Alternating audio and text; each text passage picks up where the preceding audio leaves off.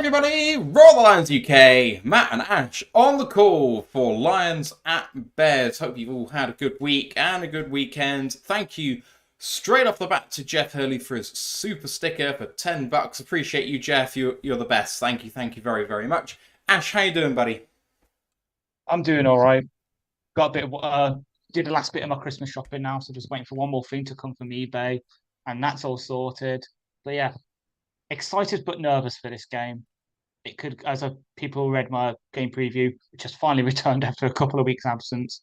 No, I have no idea how this game is going to go. I just predict it based off vibes at this point. I feel like it could go either way, and that scares me. It scares the hell out of me. Of course, Sunday, December 10th, Lions at Bears from Soldier Field. The Lions stole a victory at Ford Field the last time these two played just 2 weeks ago. So, Ash, three? Is it three? Is it really? This is be the Oh, this God. will be the third week because it was obviously we played we had Thanksgiving on Oh, the yeah. Thursday and then Saints last week. So this will Yes, it'll be 3 weeks you today. are absolutely right. My bad. But yeah, it's one of those where, they're coming off the bye and they're hungry for this. They're mathematically eliminated if they don't win. Fields is playing for his career at this point. There's so many factors. We're playing outside for the first time in forever that point to the Bears having a good shot in this game. Yeah, exactly. And not to not I don't want to say not to jinx it, but not to pour fuel on the fire in the way the last time we did play outdoors, which I believe was the Baltimore game. Didn't go so well for us. So hopefully, as I put in the introduction of my game preview, hopefully we can just get ourselves out this kind of slump we're in. Like I know, obviously, last week we burst that 21-0 lead, but we let them back into it. Today, we really just, if we get to that kind of lead, which I'm hoping we are, we could just keep forcing the issue because we don't want to give them the chance to really use their run game because that's where they can hurt us. I know, obviously, as we'll come on into a minute, they're having some injuries in the wide receiver room. So they're going to probably want to try and establish the run. Mm. Let's not let them. Let's just load the box, stop the run. And yes, my tablet is working. We have I came on Hey, my tablet. and As I see, apparently Gronk on Fox on the kickoff show is the best picker of all of the guys on the panel. He's just picked the Lions to beat the Bears. So it's coming in. It's coming home, boys. Um, let's let's have a look at the inactives for today because that's going to be key. And Ash, I say some big surprises, but perhaps we knew it was coming. We just didn't know how big it was coming. The Lions inactives on the offensive side of the ball, wide receiver Antoine Green and centre Frank Ragnow. We knew basically those two would be there. The defense is missing Trevor Nowatzki and edge player Charles Harris, as well as cornerback Stephen Gilmore and Chase Lucas. Chase, obviously, you mentioned the last game out that he actually was playing some significant reps in there. Charles Harris is a big player, or at least was last year, and has been a bigger player for this team. It points to no defensive lineman being inactive and Julian Aquara being active, so some big changes. yeah, exactly. So I know, kind of predicted it a bit on the preview show. Seems with Levi unfortunately being out on IR, we're just gonna put all the hog mollies up front at the D Aline being tackle on stop. IR. Aleem, sorry. Who did I It's say? four letters. You said Levi. I was well.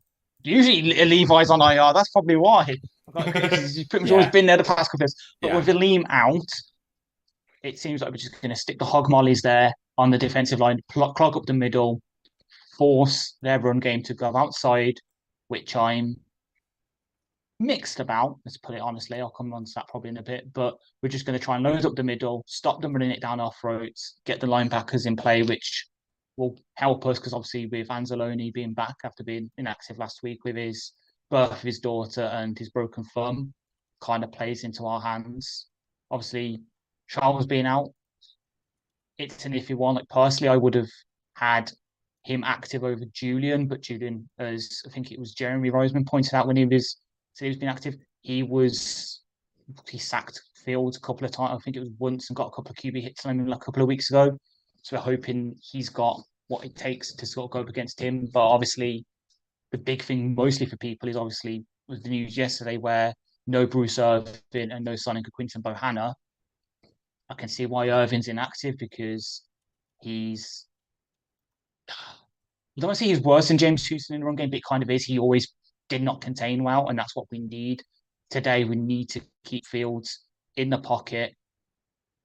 Irving's not the best for that, so that's why he's inactive. But yeah, for the most part, it's same old, same old. Like Nowaski, I know he's got close to blocking a couple of punts last week, but with Anzalone back, he can kind of go inactive. We can just keep him stewing. The big one, actually, on the defense is Gilmore, because that means, despite being on the practice squad for a couple of weeks and being kind of inherited, the team trusts Vildor a lot more than they trust Gilmore right now. So maybe we'll see a former Bear getting some major snaps against his former team. I mean, the thing I'm looking out for today is this is the first time for a long time it feels like the Broderick Martin has been active, and Yeah. it feels like that's a significant moment for him because I think he was made active for a game fairly early on, maybe game 3, game 4, and then he's been shut down since then. So, he's coming on. This is a big vote of confidence in him because they could have just run, as we've been speculating, with Levi and some guys kicking inside, but they've made him active. And they don't do that unless they have faith in him. So I'm looking for him to make his name known around the league today. Exactly. Yeah. So the game you're thinking of is the Raiders game.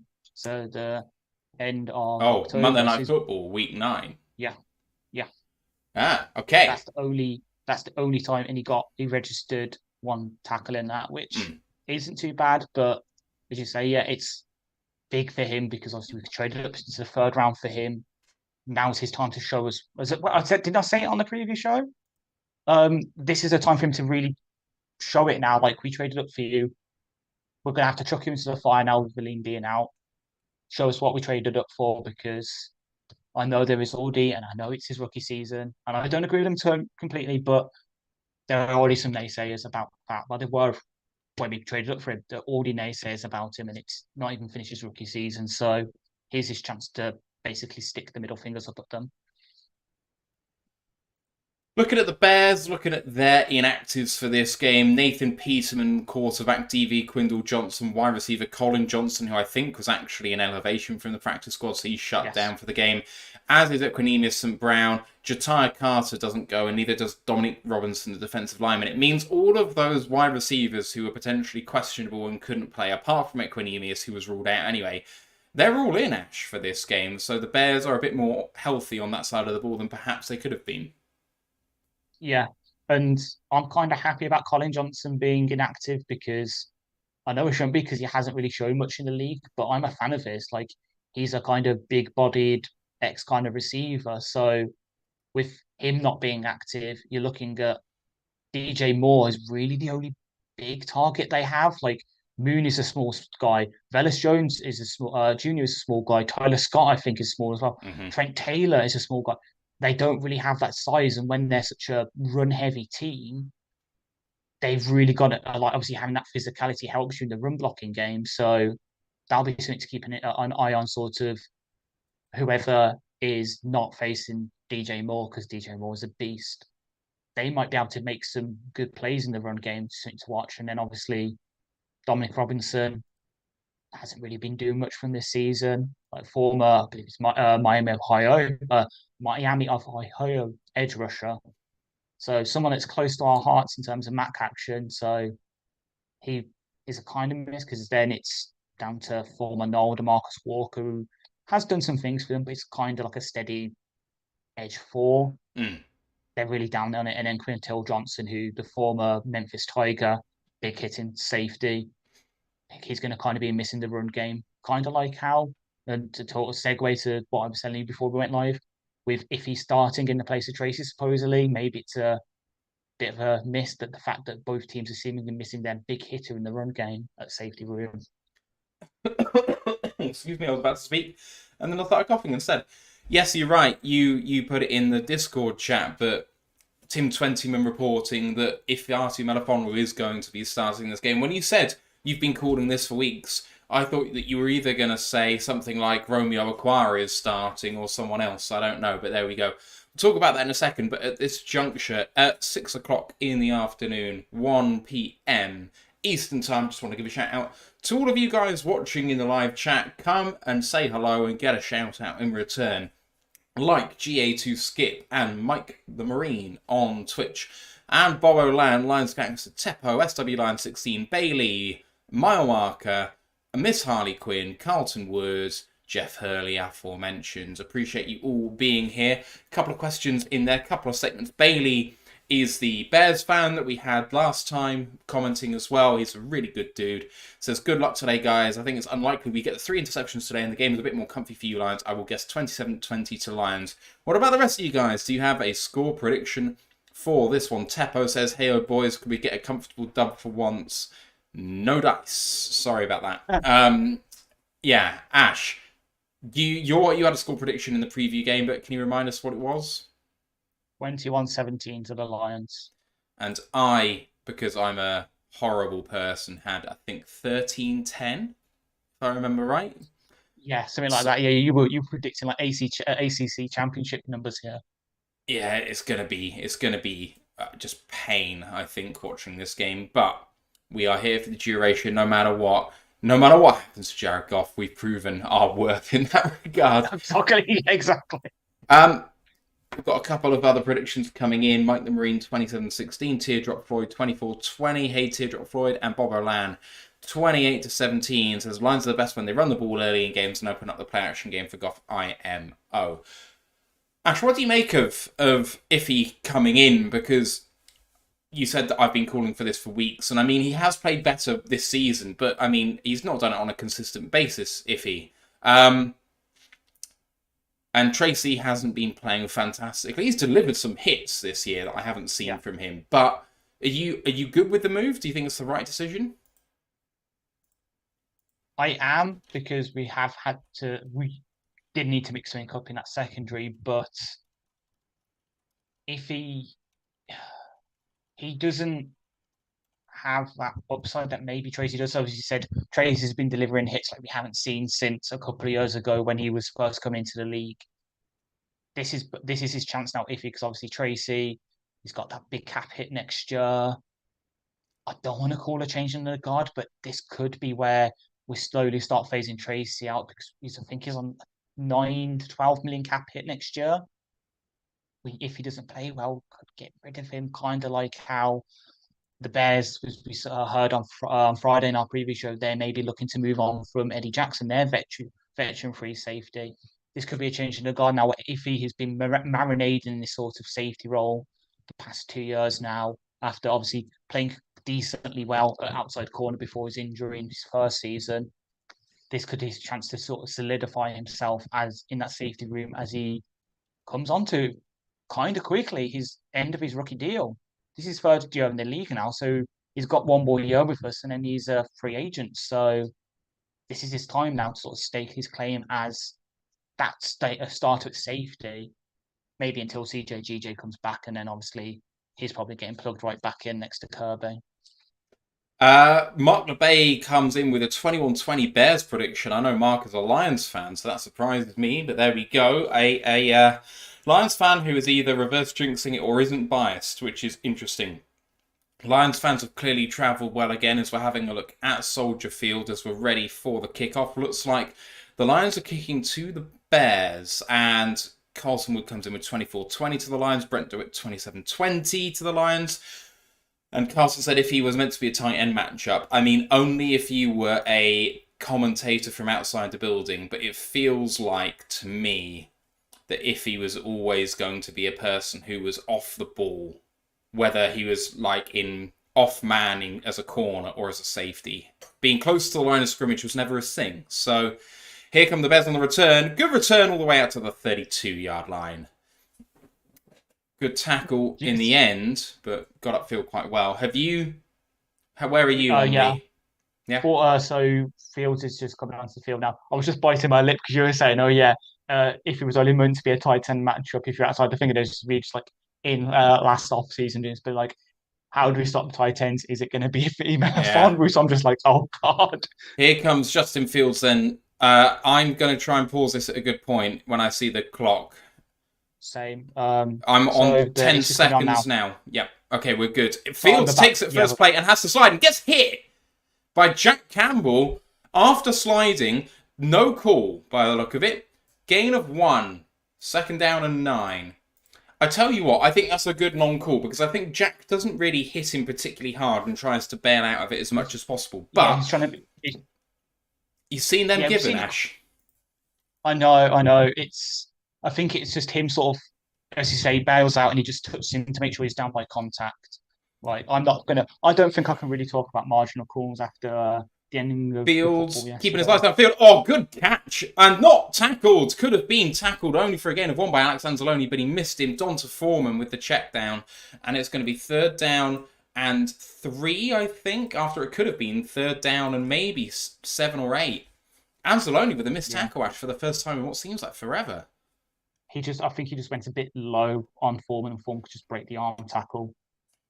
As I said, I'm not to toot my own horn, but we are starting with the big mollies in front with Bugs and Benito sort of Empties it clogging out. up that middle. Fields. Anzalone creeping forward and he's going to blitz and he's looking to try and pass. He's gonna break a tackle when he's going Fields all the way to the 50. And he slides straight into Kirby. Kirby just gives him a first late down one. for... God damn it. Chance to get off the field there. He was in trouble, Fields. He was, yeah. Just have a look. So you can pressure's there, and it's They just vacate contain. yeah. And then Kirby tries to jump over Fields. Fields celebrating, and Kirby can't stop. It's at the 49, 1st down and 10. Fields, and doesn't hand this one off. Play action again, and trying to get in his face. Good throw to Cole Komet. Tackle, bounced out of bounds. 2nd down and 4 coming up. We all knew as soon as Komet was going across there, we knew the ball was going to him. Yeah.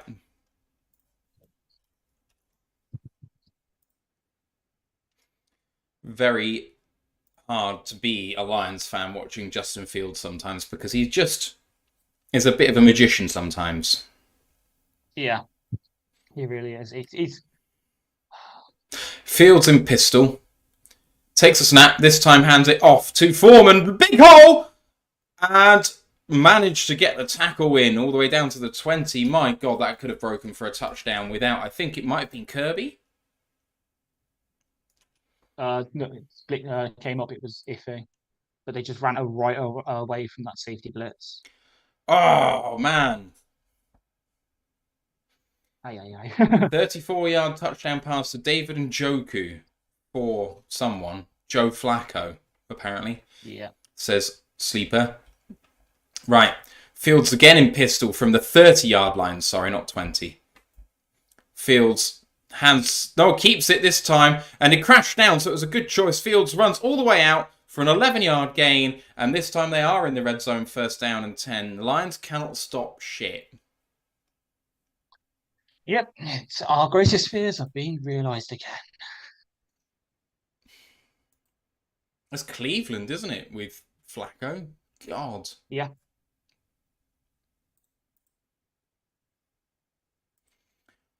Bears' scripted offense is just ridiculously hard for us to beat. Yeah.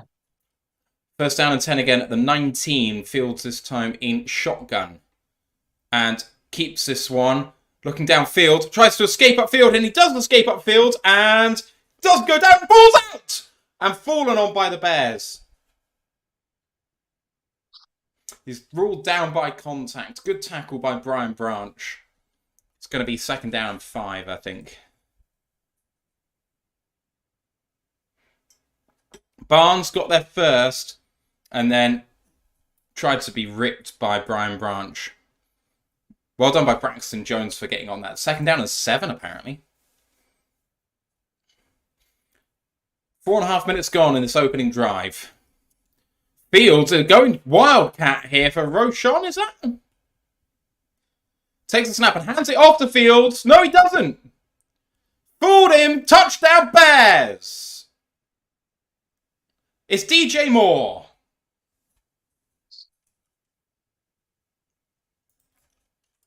What a play, Ash. Yeah. Got to take your hat off to them for that. That's lovely. I'd rather not. My hair is a mess right now, but just So DJ Moore went in the Wildcat, and then they faked the handoff to Fields, and the Lions weren't fooled, but the blocking up front was just so good. Yeah. PAT from the right hash is up and good. 7-0 Bears opening drive. Well, to quote the in-betweeners, that was fucking dreadful. Oh, that was just tough to stomach, really. Yeah. All we Might can have to hope be for another right now. shootout. Yeah. All we can hope for is that as soon as we finish with the gets his scripted plays, he goes to shit again. But how our defense has been the past couple of weeks, I don't fucking know.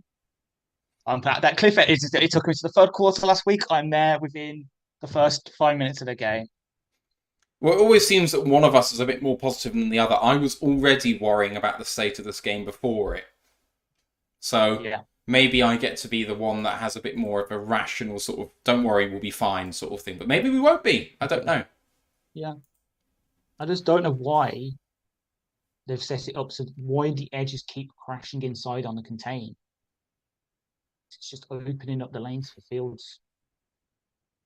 If we just forced him to pass and didn't actually move anywhere, wouldn't we? Yeah. Wouldn't we just force him to? I don't know. It feels so weird to me. Exactly. Like he's done 2 passes this drive. Okay, he completed both of it, but they weren't for very much.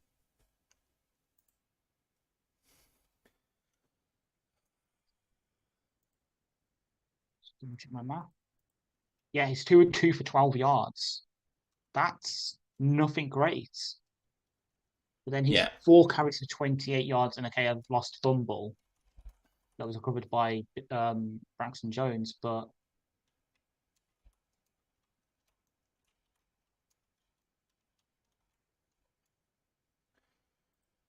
Oh, let's have a look around the league at the rest of the scores so far. Tampa Bay up 3-0 on Atlanta. No score in Indy, Cincinnati.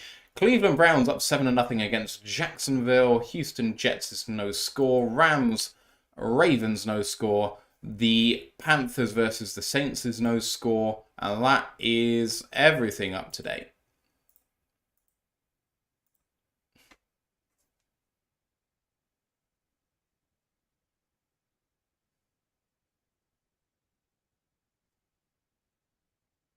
It's a really good play watching it back. It's horrible.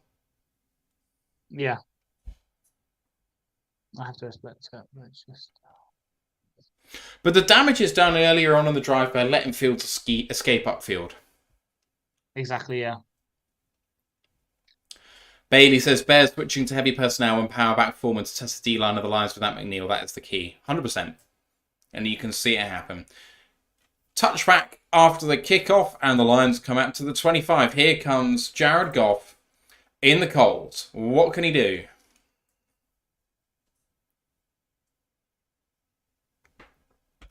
Our seeker is starting at right guard.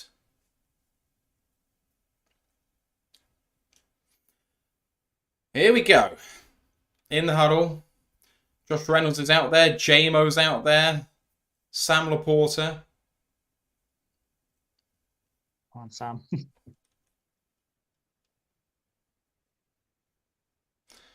Hands it off to David Montgomery for a gain of 5. 2nd down and 5. What is a bear doing trying to hit Montgomery after the play's ended there? Go away.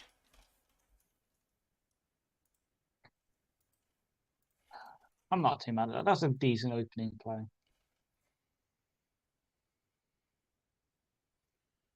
2nd down and 5. Brock Wright in as the fullback. Goff under centre. Run it left. Come on, run it left. Toss play, vertical to Montgomery. Lots of holes for the Bears to exploit, and it's only a 2-yard gain, 3rd down and 3. That was not well blocked by the Lions. Exactly, and you could hear me saying, like, run it to left, because they were loaded up the right side of that line. Where does the play go?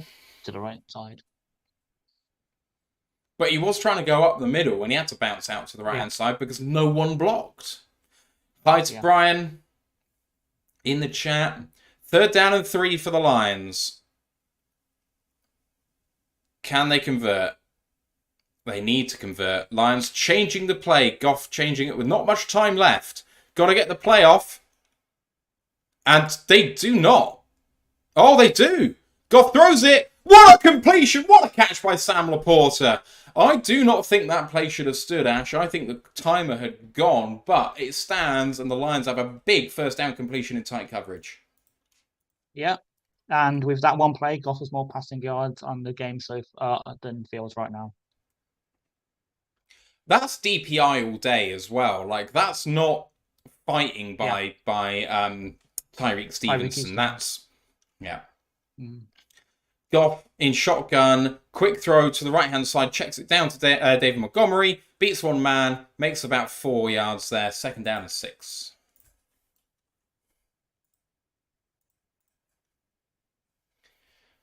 Oh, some people are so cute in our Discord saying Laporta's becoming a top five tight end.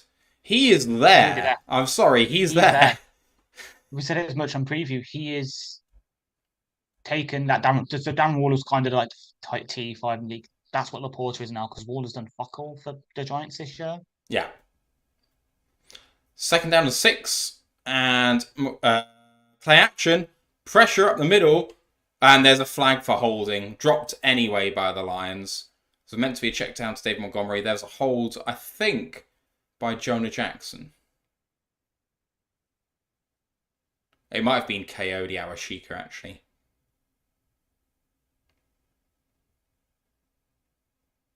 Oh.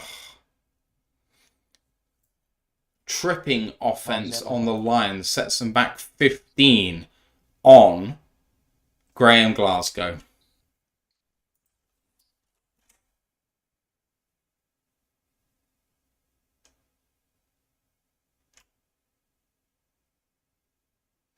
That is not a great penalty. 2nd and 21 for the Lions now. Hello to Free Climb and Mile High. 2nd and 21. All the way back at the 34 now. Goff in shotgun. In 11 personnel, takes a snap, 2-step drop, looking for a quick throw to the right-hand side, gets Amon-Ra St. Brown, and he gets a gain of about 11, back down to the original line of scrimmage. It's 3rd down and 10. Nice little play there, Ash. Do that again, and we'll have a first. Yeah, exactly. That's the key. Easy game. It's just not exactly. It's not going good in 3rd and longs. So I'm saying, can we please avoid them? The clock is not winding for some reason. They've made it... Oh, there we go. It's winding now.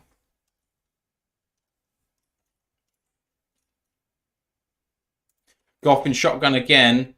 Khalif Raymond's on the field, in motion this time. Goff having to hold on to it, and he's going to go down! Yannick Ngakoue with the sack. Oh, man. Hate seeing that guy celebrating. He's a... Ugh, don't like it. Nor do I.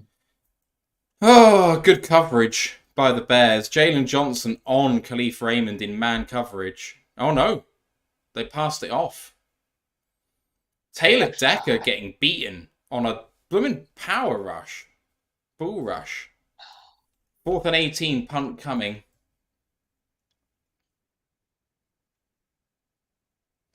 Fox takes a snap, gets the punt away without too much trouble. Caught by Trent Taylor, straight into Stephen Gilmore. Not Stephen Gilmore, Khalil Dorsey. I keep thinking they're the same player, Ash. Sorry. What a tackle. Dorsey is a special teams monster. He is. He might take the CJ Moore role in my heart. Yeah, I'm with you for that sentiment. He really has been doing that sort of thing. It's been very good. I mean, the tripping obviously kind of kills the drive, but it wasn't the worst drive for the Lions to start with. A couple of nice run plays, good pass play or two. Exactly. The Bears just managed to pass off that bunch formation perfectly, which obviously sucks. we're not even out the first quarter. It almost feels like the momentum is very much swung in the Bears' favor right there, because obviously now they can sort of just do the ball control, run offense, which they want to do. Yeah, it's a fair comment. I think that the momentum is with them, but it's a long game. That's all I'll say. The momentum seems to swing one way and then the other through the game. If the Lions make a stop here, momentum very much swings back in our favour. It's just that the Lions have shown no ability to actually make that sort of stop. But we've put them in third down twice and they've converted. I mean, we just need to do better on the bloody third downs. Sounds about symptomatic of our entire season, to be honest. I mean, even last week against the Saints, hell, the Packers on Thanksgiving, there was a load of just like 3rd and 8, 3rd and 9s, and they just convert.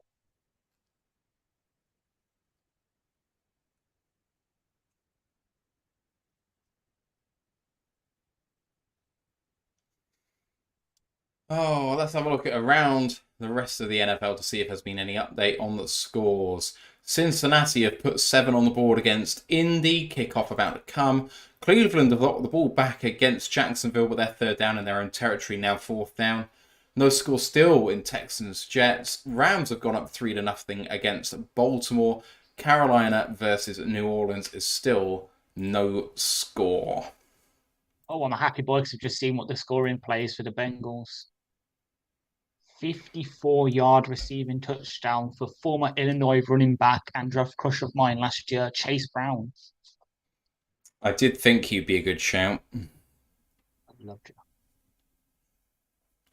Right, the Bears are coming out on offense.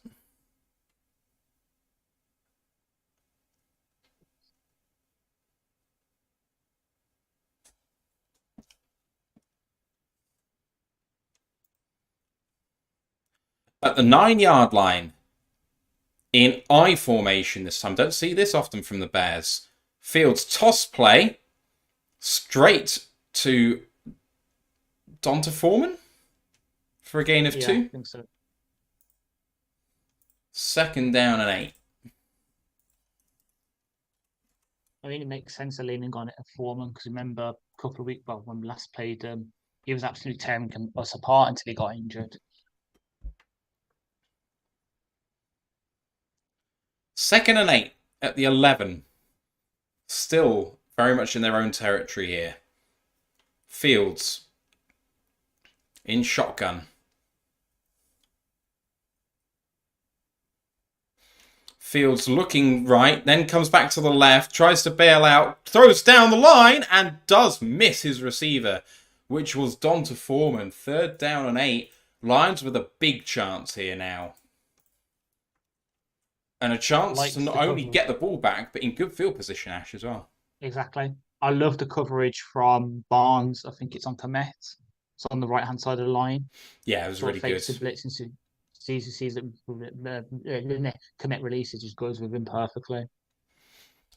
Come on, for me, not bloody OBJ. Don't try to do that shit against us. 3rd down and 8 from the 11. Lions bringing pressure by the look of it. And they do bring a blitz. Well blocked. Fields trying to get out of a safety. Still scrambling. He won't go down. Can he make it for the first down? He does. You don't believe it. Fuck me. Jeez fucking Christ. If he'd been sacked, he would have gone down at the 1. Instead, he slides down at the 30. Justin Fields. Fucking Hutchinson can't believe he's not got a holding call here. Oh, no, maybe not. Christ alive. And we were supposed to fucking practice how to stop a mobile quarterback against fucking Hooker this week. Jesus Christ, it looks like they've been fucking practicing against me. Yeah. 2nd down and 5 now after a 5-yard gain running downhill. Hutchinson's on the sideline. 2nd down and 5. Playing that 5-2 formation, Ash, and that has bottled them up. Lovely. 3rd down and 5 coming up. Ooh! Romeo Okwara almost threw a punch there. I'm pretty sure that was a punch. I think it looked like he was slapping the Bears left Braxton Jones's hand away. Gonna need some of this. Oh, I'm going to be hitting the sliders in a minute. That's not cider. I know. I'm saying for me. I'm not. I'm not a run person, unfortunately. I'm a Third down and 4. gin. 4 minutes to go in the first quarter. Fields in shotgun, takes a snap, looking left, holds it, does throw left, completed to Cole Kmet. It's a first down in coverage against. Oh, there's a flag late. Efatu Melifonwu on the coverage, and it was a good tackle, but he did get the 4 yards he needed. But what's the flag here? I think it's on. His thing is on the lines.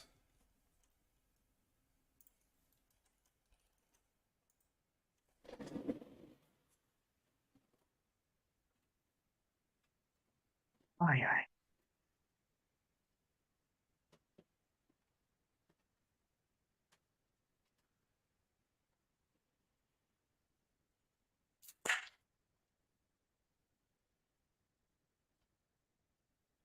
Holding on the lines gives an automatic first down. They don't have to worry about whether it was a catch or not a catch, so they accept.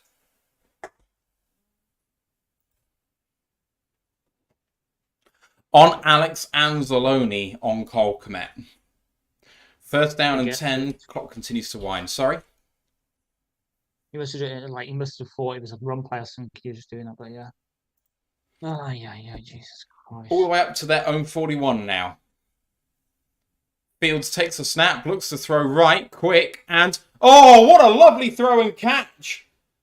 Darnell Mooney gets all the way down to the 31-yard line. Anzalone hits him out of bounds.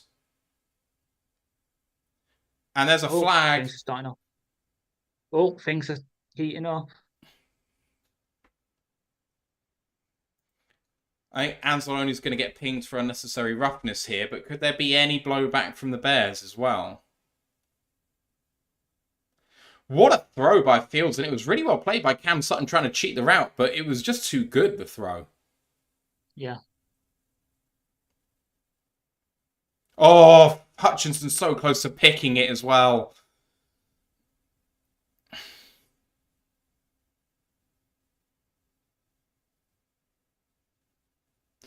I don't think Anzalone was that late. Yeah.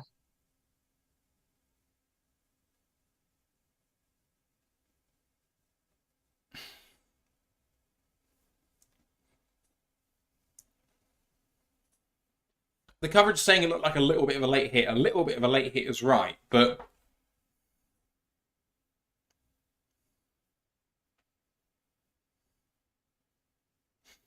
It is a 15-yard penalty on Alex Anzalone and an automatic first down, although it was very much an automatic first down. Anyway, his left foot is in bounds. His left foot was in bounds. Sorry. But, like, if both feet are out of bounds, that's fine. But when one foot's still in, I think you're well entitled to have a go there. That's a ridiculous call. And it's not even saying about the fucking pushing on the sideline from the Bears. First and 10 in the red zone now. At the 16 of the Lions. Going to put themselves in a hole again against the Bears. Still playing that 5-2 formation. Run play to the right-hand side. Good tackling by the Lions. Hutchinson's there. That's going to be a gain of 1. Second down and 9.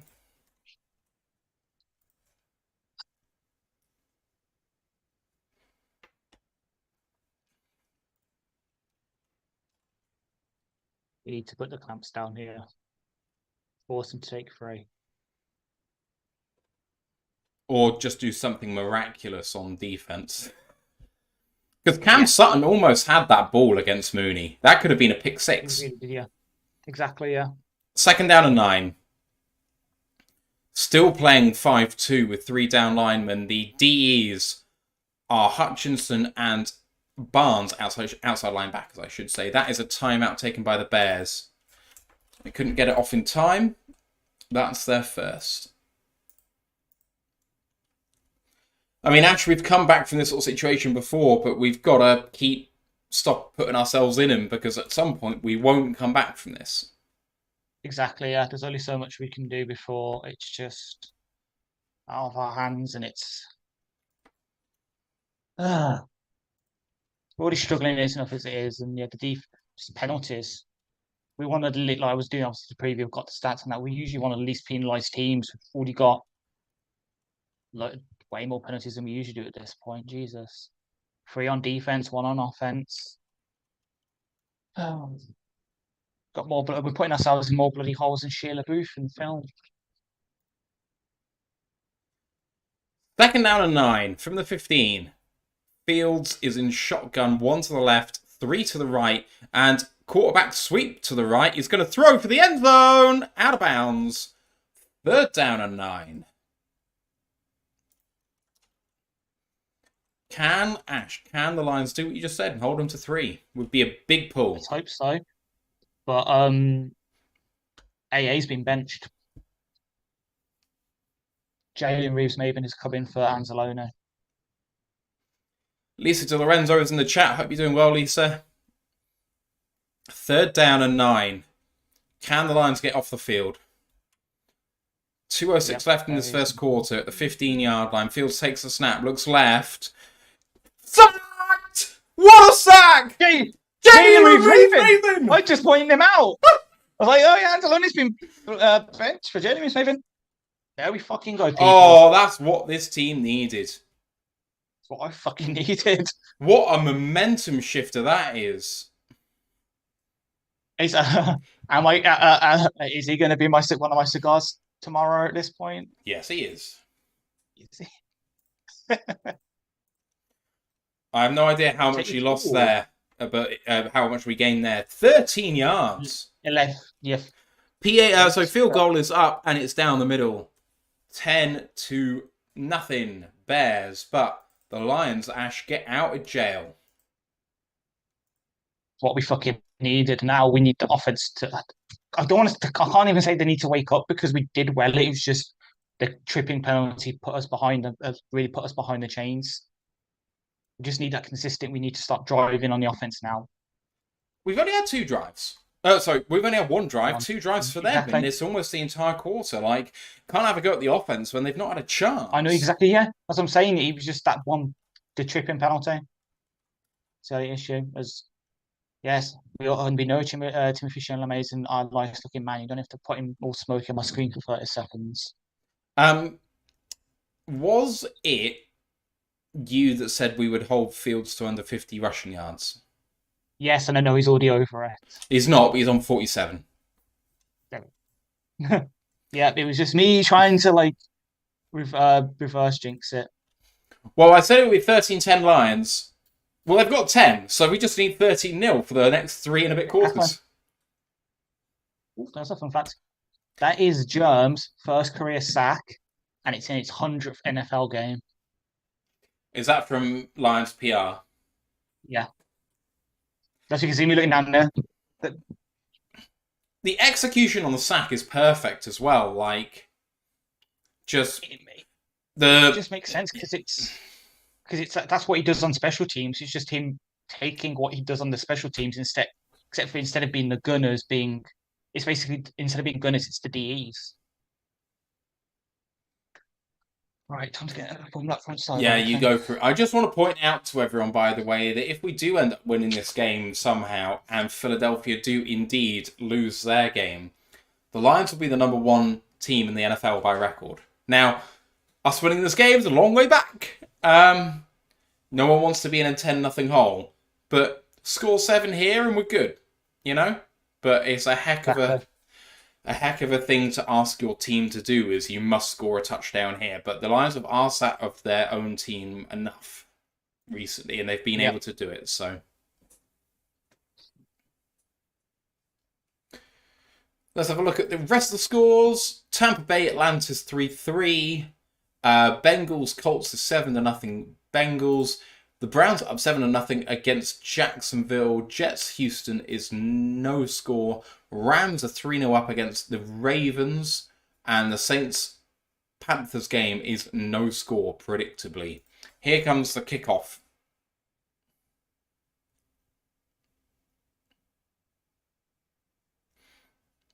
through the end zone, touchback, and it's coming out to the 25 for the Lions.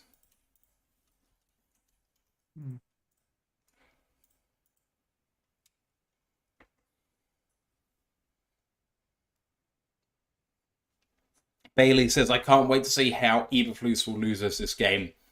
If he doesn't show any learning now, he's got to go, because it's fine to be plucky and, lose games well, but you have to be able to close out games when you're ahead.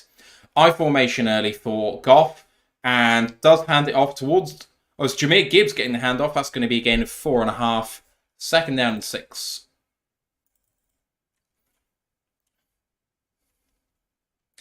Yeah, Ash, it was egregious, wasn't it, against the Bears last time, how badly the Bears' play calling was.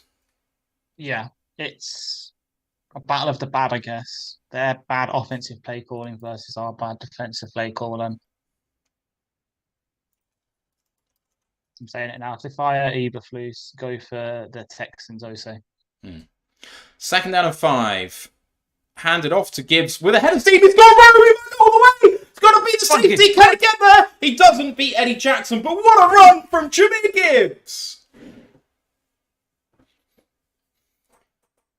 That's what we needed. That's what 36 yards for Jahmyr Gibbs, Ash.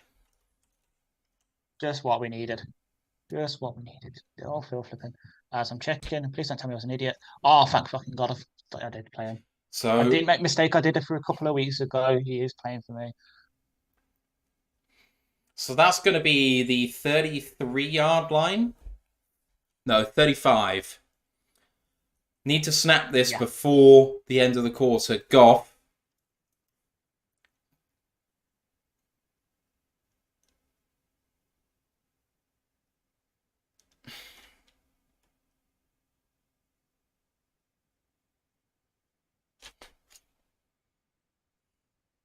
I'm confusion. Delay of game called on the offense, not snapping the ball with 1 second on the clock, trying to draw them offside and did not get it. Goff is asking. He did. Someone, their right end jumped. Yeah, but he didn't jump into the neutral zone.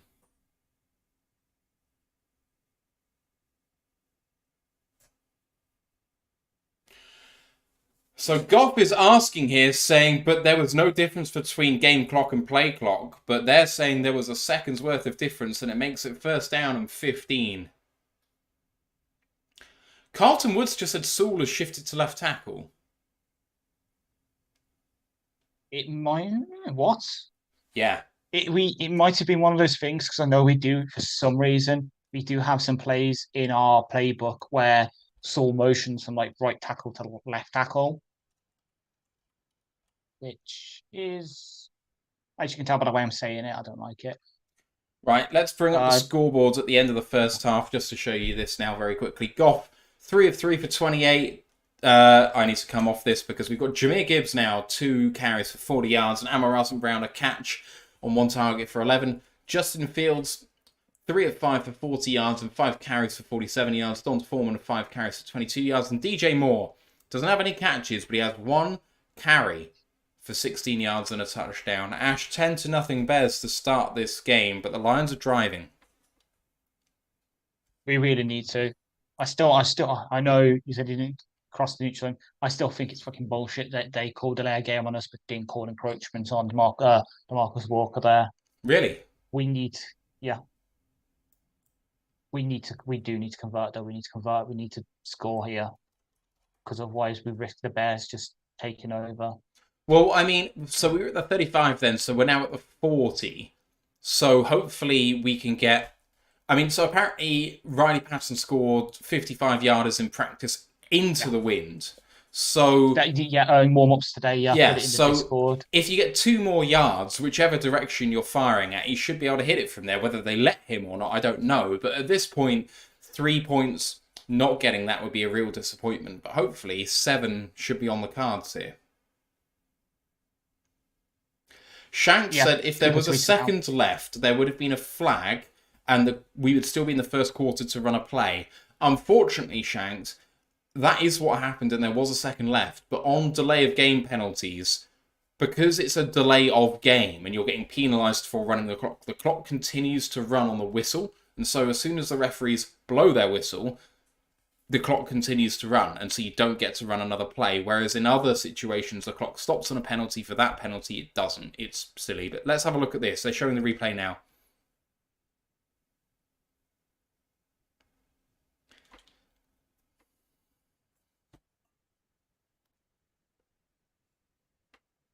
All right, here we go.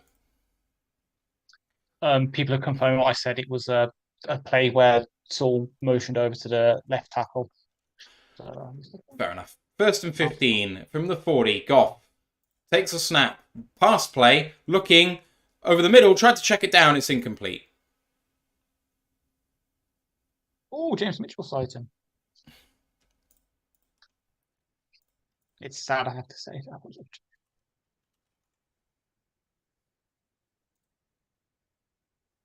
Good throw by Goff, putting it where only his guy can get it. Unfortunately, it was close enough that he could still get a PBU on that. That was TJ Edwards. 2nd and 15. At the 40. Need to get some yards for a field goal at the very least here. Goff still wants to get a first down here, I suspect. But wide receiver screen. Nice blocking up front. Gets back the 5 yards to Khalif Raymond. 3rd down and 10. We've been here before.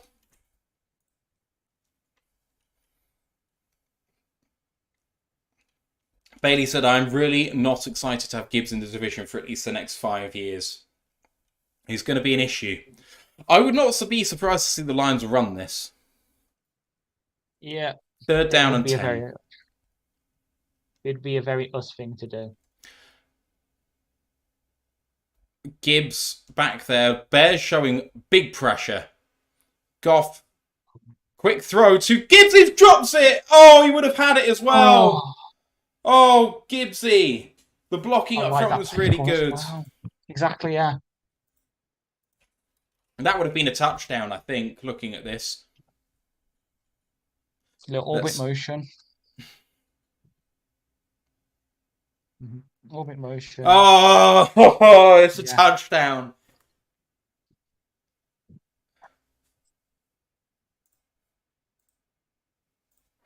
Please don't do something. We are going for it on 4th down, apparently. Goff, they did snap it. Goff throwing deep. Picked off!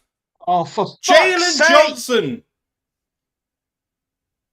Fumble! Oh, didn't get it back.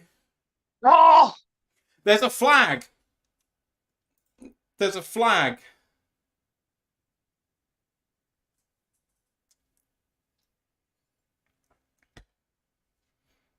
If this carries on, I'm going to have to break open the emergency pack of donuts.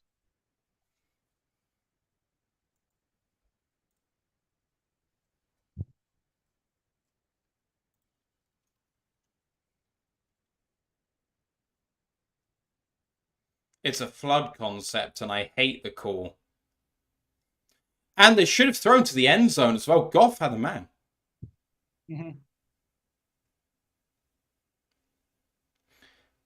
It's a 10-yard penalty on the Bears on the returns. The turnover stands. Just go for the 3 and make it a 1-score game, man.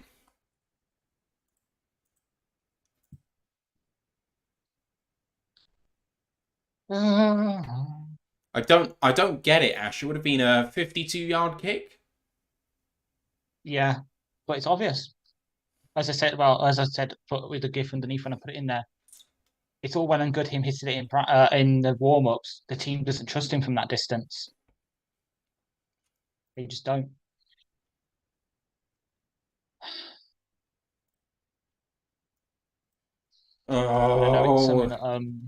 I know Rye took the Bama kicker in his mock draft, but I'm looking at him. I'm looking at Brandon Mavis, who is the Missouri kicker. I think there's one over at the Senior Bowl this year, but I'm looking at kickers already.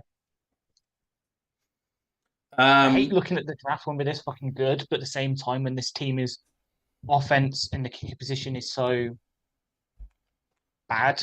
Yeah. So apparently, the penalty was an illegal block above the waist by Eddie Jackson enforced at the 22, so they're going all the way back to the 12 to start this drive. Oh, thank fucking God. Oh, that's that small little glimmer of hope. I mean, if we punted from there, it might not have been any better. Yeah. But my God, Mile Marker is trying to put some good energy in the world by giving us a super chat for $20. Thank you, Mile Marker. 301 saying, come on, Lions. Shanked 7L to the same as a punt. I mean, it would have been the same as a punt. Actually, being picked off on 4th down is not that bad in that situation. It's an arm punt. It's an arm punt. It's just throw it to the right man. Yeah. Throwing to Sam Laporta there is poor. You have to throw to Jamo. To Jamo, yeah. Jamo. But the thing is, in 4th down and short, in years gone by, he's thrown the deep ball, it's not worked, it's been a turnover on downs, and he's been lambasted for it. So at the same time, while he's the free guy, he doesn't want to throw to that guy. It's about that, and plus it's, as we kept saying in the preview, he doesn't trust Jamo enough yet. Bailey, because if you see... Sorry. Let's say, because that sucks, because fucking, as you just said, he was open. Could have been... Yeah. That's one thing they really need to fuck about. Defense needs to work out how the fuck to tackle again. And Goff and Jamo just need to get on the right page and just get it sorted the fuck out. Bailey, the Bears fan, says, I can't stress this enough. The Bears have one elite secondary coverage player, and a lot of guys are struggling. Throwing at Jalen Johnson will never make sense when you can throw at the others. Fields with the RPO, throwing over the middle, and to Cole Kmet for a big gain. Versus Kirby, gets knocked out around midfield at the 48-yard line. What a play for the Bears, and they are, again, almost in scoring range already after one play. This is just... As Jack Campbell... I literally said it in the preview. Kmet is really good against zone, but when you put him in man and you have someone close to him, he's shit. And it's a... Fields in pistol. Toss. Herbert gets forward for about 4, 2nd down and 6. Lions on the brink of going down by 3 scores here. Yep.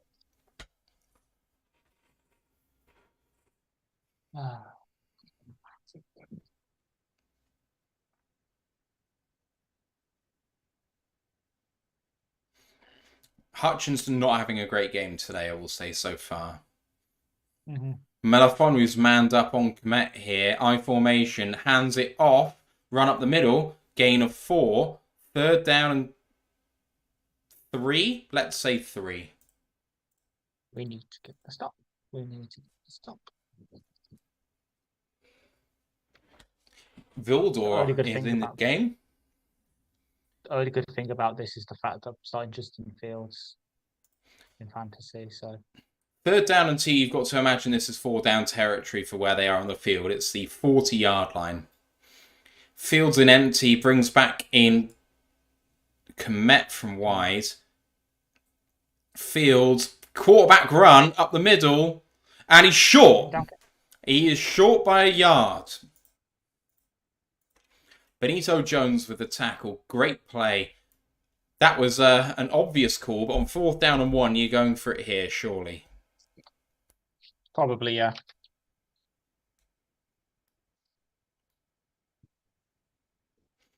Are they going to sneak this? Really? No, pitches it. Open field, tackled short. Turnover on downs. What a play by the Lions.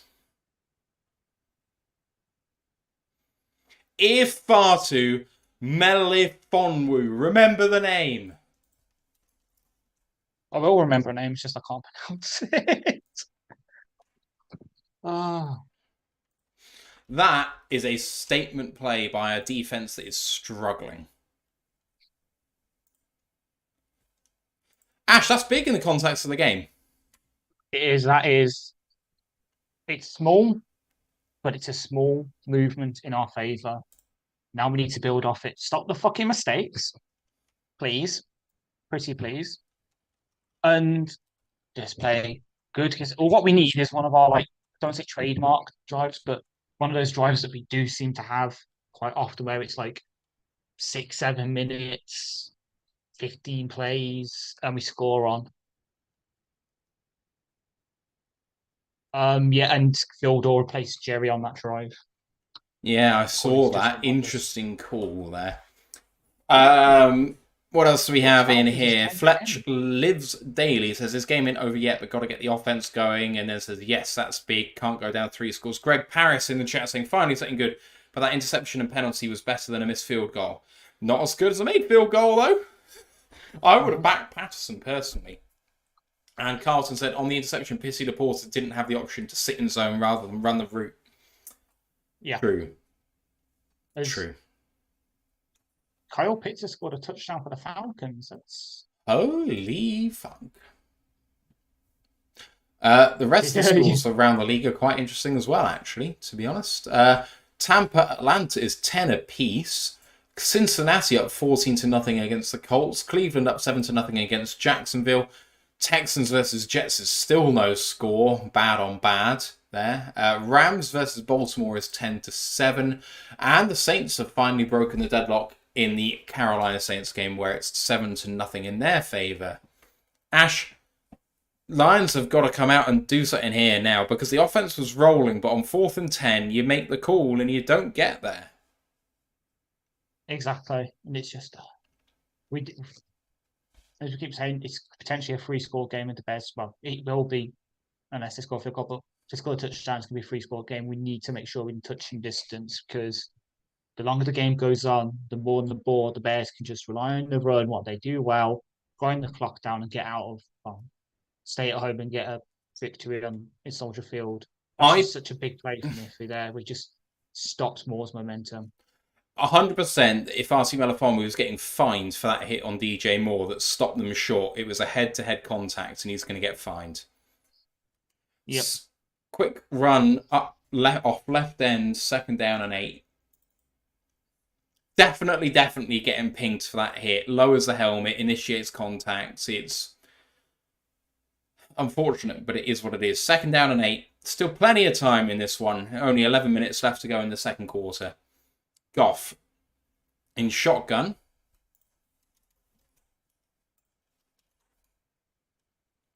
Takes a snap.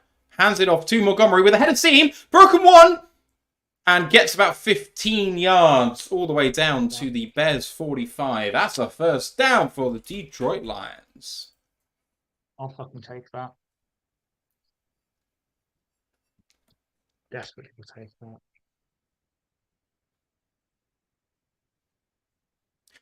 Jared Goff in the huddle. That's actually mad. Dan Skipper in the formation. Oh, right, let's not get him in motion. You know he's there to be in motion. I know, but I accidentally deleted the clip where we had from the game, the Packers review where we discussed it because I was an idiot. He's not in motion. They run up left tackle again, and Montgomery gets himself 7 yards for 2nd down and 3. It's a bit of misdirection there, Ash, for the Lions. Yeah, exactly. What a throw that's a good throw by Matthew Stafford to Cooper Kupp. If the Rams beat the Ravens, the Rams are on course for the playoffs, I think. We could be facing them, yeah. 2nd down and 3. Montgomery feeling it. I formation. Play action. Man in his face. Goff's got to throw it away, and he does throw it away towards Gibbs. 3rd down and 3. Busted play with Montez Sweat in the backfield, and Goff just missed him. Well done by Goff getting the ball away before he could get sacked in the backfield. And he could have lost that ball. He's lucky. 3rd and 3.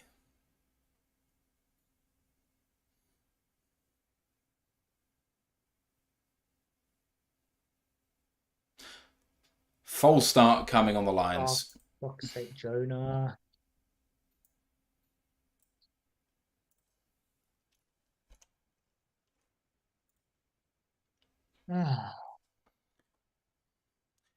Third and 3 becomes 3rd and 8, and they are outside of field goal range. You have to figure that this is 4-down territory as well. Yeah, probably. That says everything. They're showing the stats on the screen. 5 penalties to the Bears 1. That's a good point for you, Clem. How come? I think it's just because the way the play was designed, where it was going to get free. It was just that someone had to get open. Wide receiver screen. Quick throw to Amon Brown. 4-yard gain, Yep. maybe 5. Lions are going to be going here on 4th down and 3. So someone was lined up at receiver on that play. Yep, there he is. Look at him. So they just knew exactly what was happening.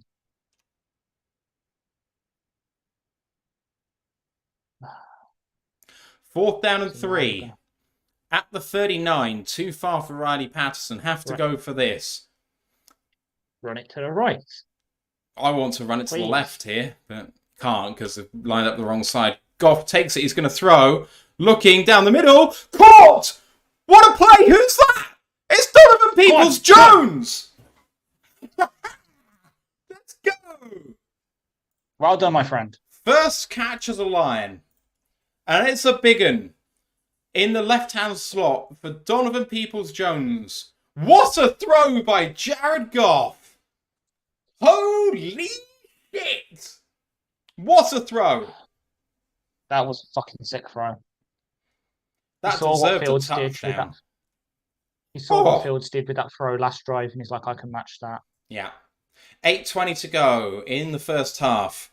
Goff at the 21-yard line under centre.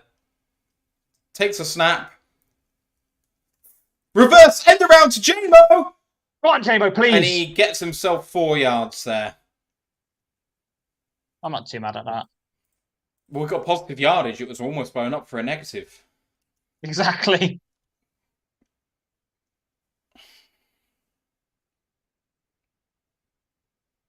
Ew. Sam Laporta had to try and block 2, and he could only do 1. It was Tremaine Edmonds on the tackle, and it was a good one. 2nd down and 6. Goff in shotgun again. Amon-Ra in motion this time. Fakes a handoff to him. Oh no, does hand off to him. And gets 5.5 yards. It's 3rd down and inches. We did say that Goff's good at faking handoffs and stuff. And it completely did me then. There. Pop pass to Amon-Ra St. Brown.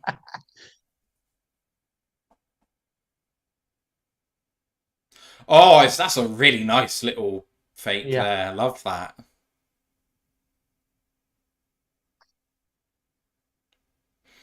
Oh, if Amon-Ra could have got another half a yard, that would have been good. Jaquan Brisker is down.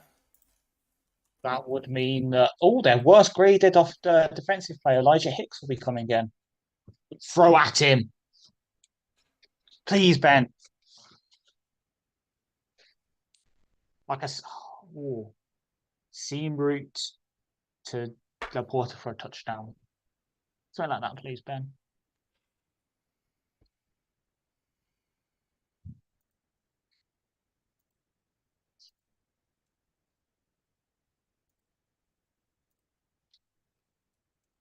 Oh, for fuck's sake.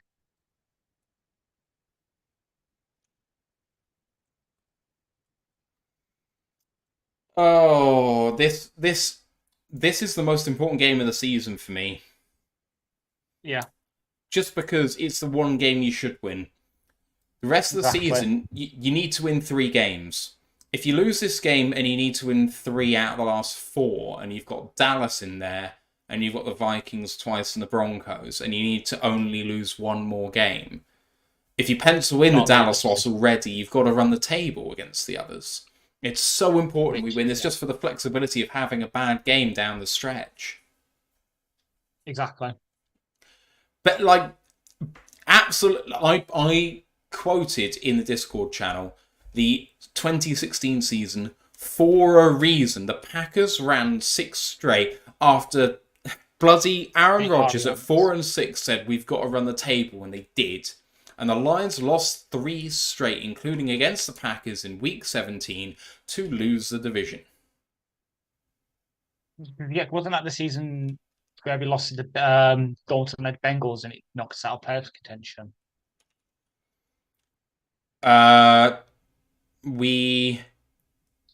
We I'm went looking now. we went to the playoffs anyway, having lost the game to win the division, and we lost. Did we? Oh yeah, I think we went to the I'm playoffs in looking now. 2016.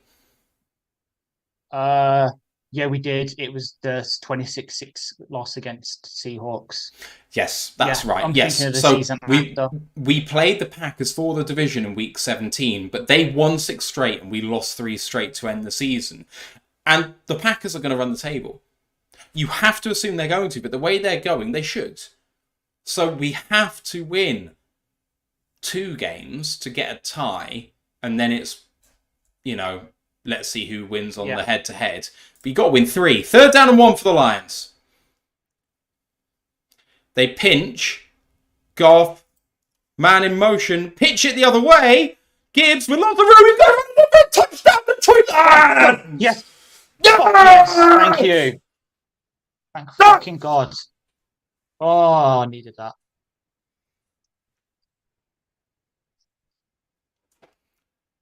What an outstanding fucking play call that is. Counter toss with everyone going left. Gibbs and James Mitchell goes out right. James What a Mitchell play sighting. call. James Mitchell sighting. Lions 1910 subscribing with Prime, their 7th month. Thank you very much. TD Detroit Lions. PAT, the snap is bad. The hold is good. No good. Wide left. Snap was bad.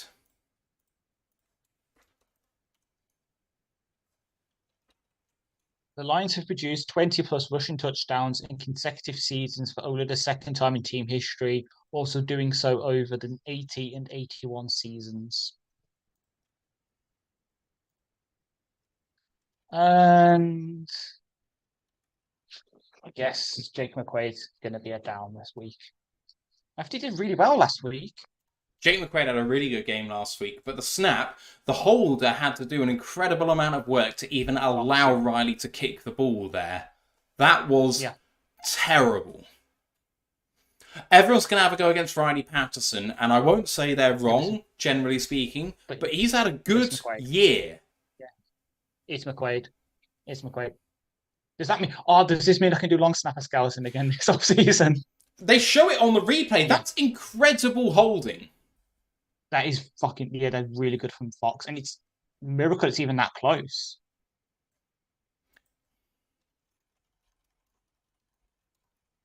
Frank's having a go at Glasgow. Right, 10-6 ball game. Ball is returned by Velus Jones. Is that Velus Jones? Tackled down at the 24-yard line. 23.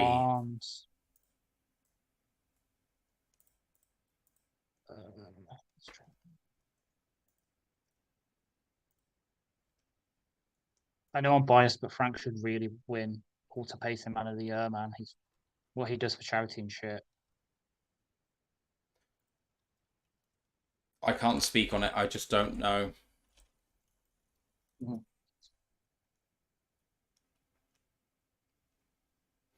Fields keeps it. Tries to beat. Hits him hard. Thank you, Kamish. Oh, he turned into a runner, and so it doesn't matter that he landed on him. It doesn't matter. What a big hit, and it's 2nd down and 9.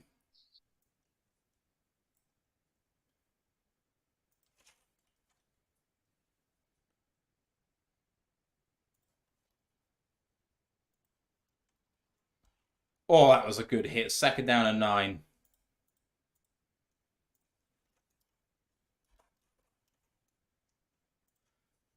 Fields takes a snap, looks right, comes back to the left, tries to check it down. He's going to have to get out of trouble. Hutchinson's on him. Hutchinson's going to take it down for a sack.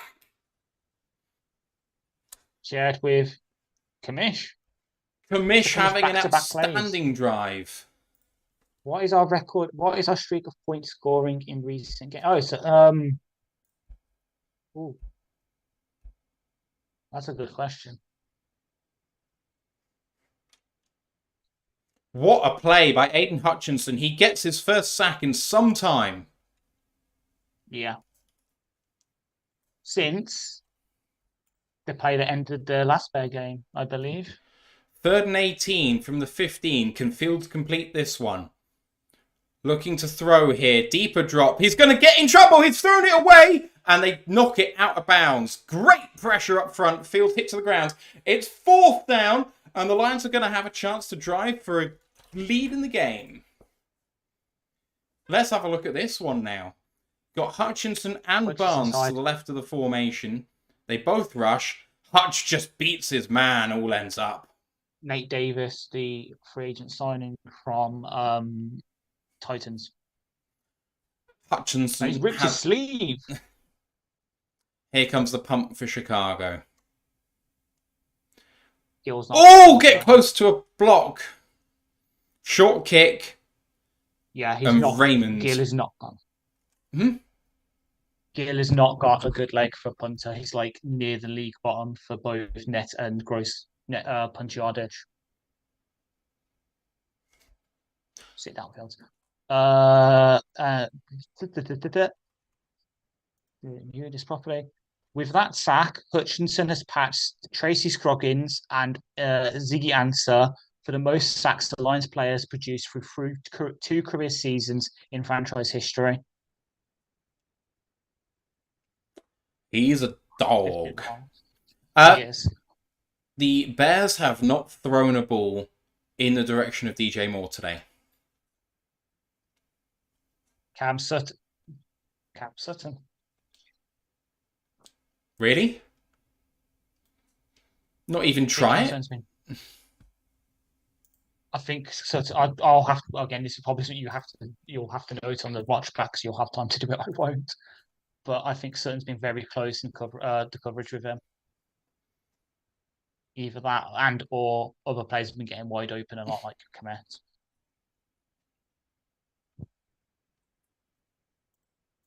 If it is Sutton, I'm happy because we've signed him to a big dollar free agency contract. No, he has to play well.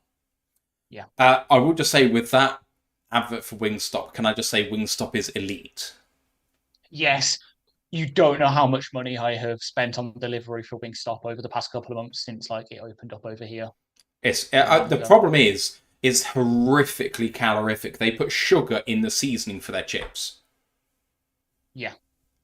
It's really bad for you. But it's great. It's so I've had everything but their spiciest flavour for their wings. Yeah. And they're all really good. I know I can't have too much spice because of my stomach, but I love plus I don't like bones, so I get the bonus one. But I usually get the bonus wings with the barbecue and the strips. I usually get the Brazilian. Brazilian's lovely. Citrus, really good. That's quite spicy. It's a little spicy. It's like, to use like the Nando's scale, I usually do have like medium to like hot. Medium's quite spicy in Nando's, and I don't go to Nando's because it's not good. It's not hygienic, yeah. Well, I don't care about that. I just think compared to going to KFC, it's just not that good for the price. I'd rather just go and get any other form of chicken. Half a chicken and chips for like $20. Come on, man. So I usually get the butterfly burger and then tender stem broccoli and garlic bread. From the 47-yard line of Detroit, here comes the Lions with Goff under centre. First down and 10. It's all motioned again. And, Gibbs had to reverse Fields. He's beaten one, but he's going to... He gets himself for 4 yards somehow with no blockers out in front. It's because that little stutter step, you see him sort of just stop his momentum for a bit so the bear goes past him. I find as Desmond Ridder's been sack fumbled for a safety against the Bucks. Love it. 2nd down and 6 here.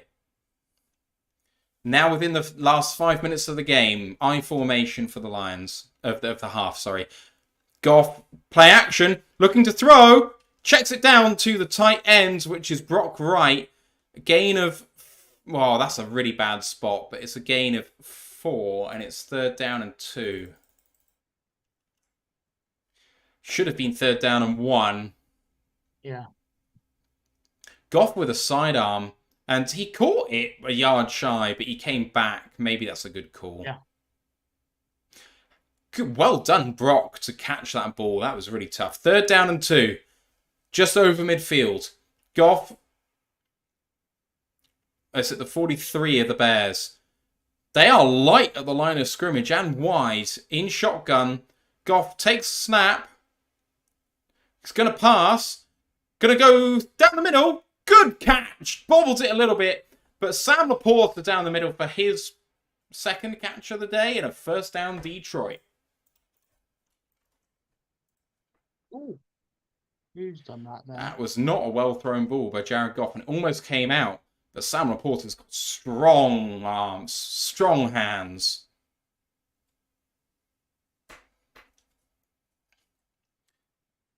.320 to go. At the 35. Lions driving. Goff taking his time. Laporta comes right to left, and they hand it off to Gibbs, reverses, and gets himself 4 yards, second down and 6. Ash, we're seeing some really good clock control here by the Lions, whereby in the last 4 minutes of the game, they are running the 4-minute offense excellently. Yeah, and I'm good with it. Just do it so the Bears can't. We're trying to double up, basically, to put it in quicker words. Take the last score here, take the first score out of the half, hopefully, and then we're in a bit better position. This will be the last snap before the 2-minute warning, I would suggest. Second down and 6. Goff hands it off to Montgomery. Gets hit, but he manages to shake it off. Gain of 2. Third down and 4. Third down and 3. Montez Sweat. That's got to be some sort of horse collar if he actually goes down, but he doesn't. Yeah. Caught on the number above the nameplate. And that is the 2-minute warning. And there goes the Jake Browning hype. He's been pick sixed. So let's go through the rest of the games now at the 2-minute warning. Tampa Bay lead 12-10, as Ash was just saying, there was the safety in that game, 12-10 against the Atlanta Falcons. Indy have brought it almost all the way back against the Cincinnati Bengals, 14-12. And they have the ball. Cleveland are 14-0 up against the Jacksonville Jaguars. Jets against Texans is no score at the 2-minute warning, and the Jets are going to be punting the ball. And Baltimore do have their first lead of the game, I think, against the LA Rams, 14-10. Finally, the Saints are up 14-3 against the Panthers. Free Climb says, if the score TD, please do not chase points. Mark says, we 2-minute break. I agree with not chasing points. At this point in the game, I think that the Lions should really be looking at just taking 3. Fletcher Lives Daily says, you guys do a better play call than Micro Mikey. Constantly complains about the Lions defense. Well, I love Micro Mike the whole time. I've been complaining about them. So yeah, I mean, the thing is, like, it is frustrating to watch them at times. So I get it. I really do. And Mike is one of the nicest guys in the game. Like, he's just hit 50,000 subs on YouTube. He's absolutely fantastic at what he does. He's a really nice guy. He's done it all by himself. Obviously, he's been helped by Hermit more now and what Herman's doing for Lions content creators. But from the ground up, he's worked so hard to get where he does. Fletch says, but he just brings the whole team down. I mean, we're not talking about Carlos here, though. Like, his complaints, generally speaking, are things that are legitimate. So I'm going to defend his right to do that. He's not complaining about anything that we don't all think is a problem. At the same time, I will say that the Lions defense needs to improve, and I will say that I think Aaron Glenn potentially needs to go at the end of the season. I think I'm perfectly comfortable in that belief. At the same time, in that sequence against Fields just then with the sack and then the forced throwaway, they've showed that they can do something, although, of course, it is Hutchinson, and if someone else could do it, it would be great. Oh, Brindle Boxer on the coverage. Sorry. Yeah. You will get an optimistic play call here always. 2 minutes to go. Third down and 3. Exactly. From the from the 28-yard line. I was going to say, at least with us, when we're being a bit pessimistic, we at least suggest ways to Hand also off! fix it as well. Gibbs gets the first down! Puts his head down versus 2 Bears with a yard to go, and he gets there. Falls forward, first down Detroit. Big play. Rightly pointed out in our Discord channel as well, Ash, against the best run defense in the league. In what metric? Total yards. Total? They are joint first in total yards against on the ground. That's what the coverage said anyway. I haven't made that up. They've made that up. Second timeout taken by the Bears. Yeah. I was confused for a second. Yeah, they are with the 49ers. Lions have 3 timeouts, so they could well get the ball back here if they score quickly enough and stop the Bears, but I'd rather just not let the Bears have any chance at all. 1:53 to go. First down and 10. Bears have 1 timeout left at the 25-yard line. In I formation, Goff. Tight end! A fullback run to Sam Laporta. What a play that is! 5-yard gain, I think, and second down and 5. Gibbs runs outside and everyone follows him, and what a run by Laporta. They didn't see that one coming. And if with all these different Lions players taking the ball today, am I going to finally see the elite? Oh, I can't even see because he's on IR. Oh, no. Ben Johnson, you bastard. The one game I could have seen it. 21-yard line, second down and 6. Goff takes it, hands it off to Gibbs. Good blocking up front, but good tackling up front by the Bears as well. 1-yard gain. Now it's 5, but unfortunately it's third down and 5. And that is going to be their final timeout for the Bears. Trying to preserve clock. If the Lions can get a first down here, it will be the last drive of the first half. Which I'm happy with. I agree, Lisa. I think with AG, and I think it's someone that quite a few people have said, he's going to be a better head coach than he is defensive coordinator.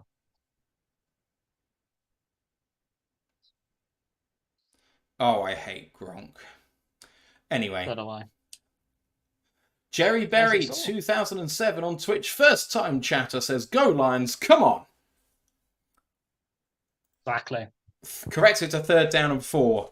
Big play here. If they can get the first down, the Lions will prevent the Bears from having a possession at the end of this half. At the 19-yard line. They're in the huddle right now. Lions have over 100 rushing yards in the game so far, and Chicago almost have 100 as well. Third down and 4. There was an article today, I can't remember who put it out, I can find it on Twitter, but basically said that AG will be getting serious head coaching looks this off-season. Quick throw out to Jameer Gibbs, running back screen, beats one, gets the first down! What a move! What a move, Ash! 100%. I'm liking the play. To sort of answer Lisa's other question, I'm liking that there has been a play calling adjustment by Ben Johnson this game, and I'm liking it. And same kind of defense. Goff looking for a quick throw, checks it down to Khalif Raymond, gain of 6, second down and 4. 35 seconds left. Detroit have all 3 timeouts, but they are so close to the line, they don't need to call any timeouts here. But they have called a timeout, I think.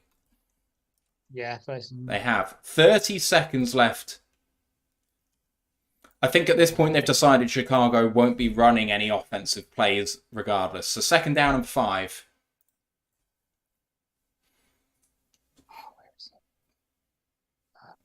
TJ said AG wouldn't have got a DC job if it wasn't for Dan Campbell. I don't agree. I do think Aaron Glenn was in line. Erky Kai says, "Fire Aaron Glenn. Gibbs is so good." Jerry says, "We got this, Lions." Fletch says, "Get this, TD." Second down and 5. 30 seconds to go. 9-yard line. Goff in shotgun. Looking to pass. Looks right for the end zone. Touchdown, Detroit! Detroit, Josh Reynolds, first catch of the day. Lions have the first lead of the game. That's what we fucking needed. That's what we fucking needed. Oh. Kick the extra point to go 3 in front. Please, yes, I agree. Don't go for 2. Lovely throw. Jared Goff with an exceptional throw.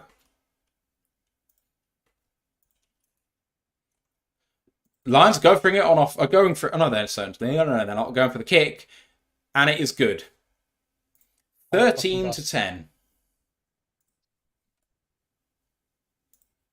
So what you need right now is for no team to score for the second half, and you're technically quitting. Hey, I was just saying what the first half was going to be.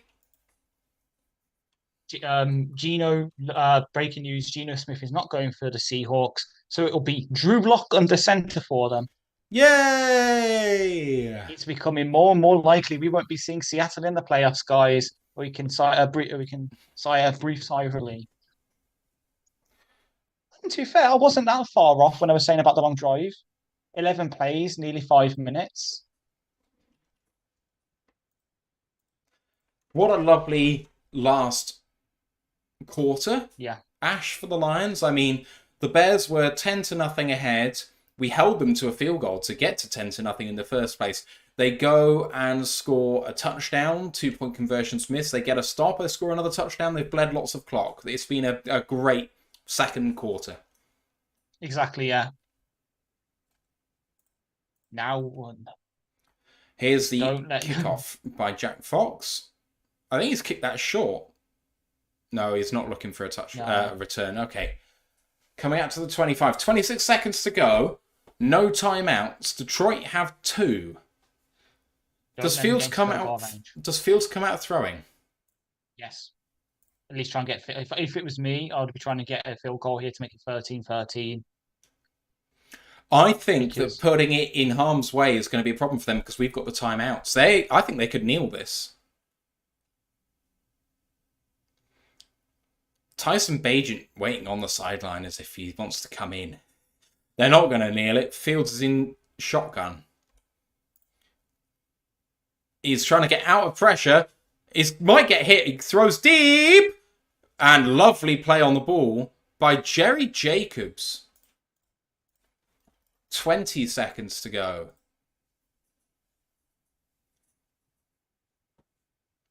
Jerry, recognition, playing 2 guys there and getting to the ball. That's a good rep by Jerry. Really well done. Yeah. His zone cut, well, again, it's only one half. He looks a bit better in zone today than he did again. He has done the past. Yeah. Well, so far this season. 2nd down and 10. 20 seconds to go from the 25-yard line. Fields takes this snap. Gonna get out of pressure. Gonna go down for a sack. Kamish. His second sack of the day. If he gets a half a sack of the previous one. And that is going to end the half. So that, Kamish heard us talking shit and asking for someone to step up on the opposite side against Hutch. He's done it so far this half. Fair play, my dude. Fair play. Right, let's bring up the scoreboard for the second time today. Lions impossibly somehow leading after being 10-0 down at the start of the second quarter. Jared Goff, 12 for 16 for 93, a touchdown and a pick. Jameer Gibbs with a great day again, 7 for 65 and a touchdown. And Amon-Ra St. Brown, 3 of 4 for 21. Sam Laporta also popping up with 2 for 3 for 23. And a big shout out for a 3rd down conversion and his first catch for the team for Donovan Peoples-Jones, 1 of 1 for 17. The late touchdown for the Lions scored by Josh Reynolds, 1 of 1 for 8 and a TD for him. Chicago, Justin Fields is 4 of 8 for 81 and he has 7 for 50 on the ground. Donta Foreman, 6 for 25. And in the, I was going to say receiving game, but it's still the rushing game. DJ Moore, 2 carries for 16 yards and a touchdown. They're led in the air by Cole Kmet, 2 of 2 for 47. There was a fumble by Jalen Johnson, who got the pick as well, but it was not recovered by anyone. Detroit led on defense by John Kaminsky, who has a sack and 5 tackles. Sacked also by Jalen Rismabin and Aiden Hutchinson. Chicago led by Jaquan Brisker, who has 10 total tackles. They have a sack. It's by Yannick and Gakwe. Otherwise, we have Riley Patterson 1 for 2 on extra points. Ash, your thoughts, as you know what I'm going to do. Yep, Sorry. exactly. It's okay. Yeah, we know. Welcome, guys, to the podcast. We've turned it around. I like it. The second quarter was a lot better. We just need to fucking continue it into the third quarter because everyone knows it. The third quarter is a big weakness for this team. We need to come out swinging on this first drive and score. But yeah, pop your guy. I've got the chats up, so put your questions in, and I can waffle on for 5-10 minutes.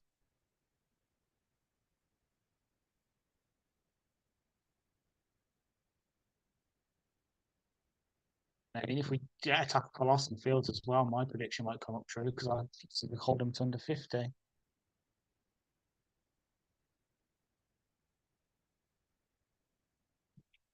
Oh yeah, yeah.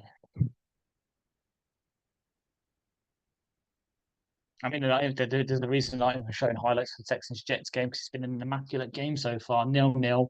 Every drive has ended in a punt. Texans has turned well. The Jets have played at the Iowa.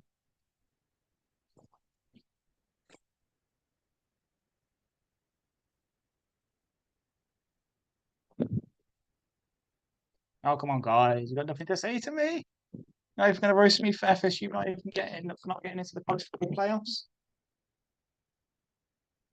Looks like Game Day have put it so they're coming over to the Ireland game for that as if they think they won't get attacked.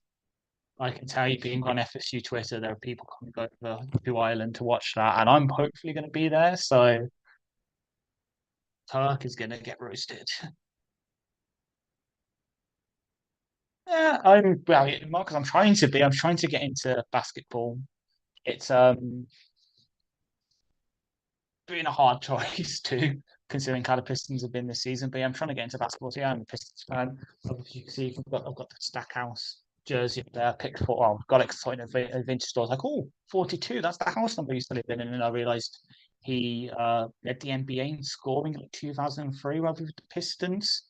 And I know he's a head coach somewhere. He's a coach now in college basketball somewhere. So I thought this is cool. But yeah, I've also got a Cade jersey and wardrobe as well to wear in the summer or when I come over to Detroit with Matt and that at the end of April for the Detroit for the draft. So come come say hi to us, I guess. So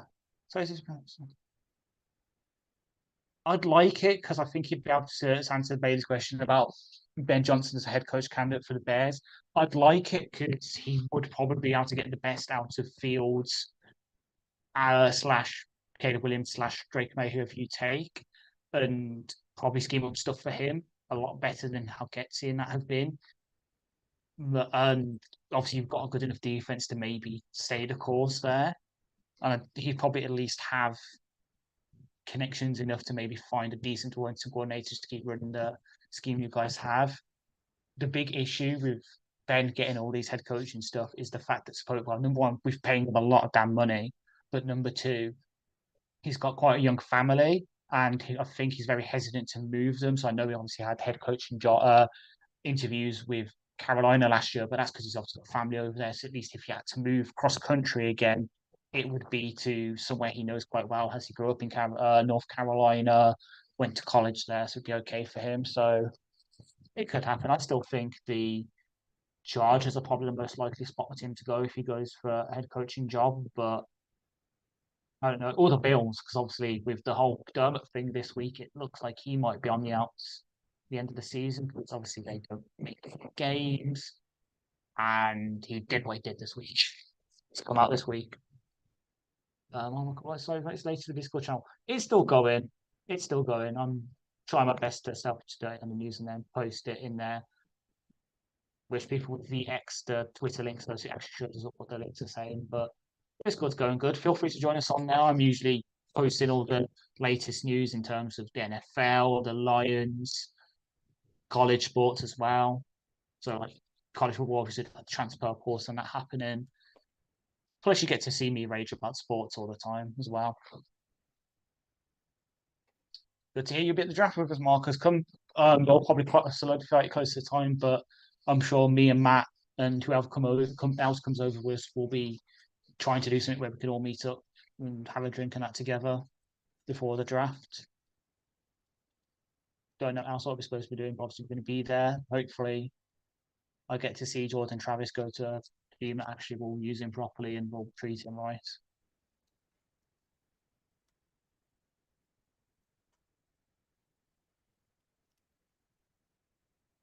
Oh,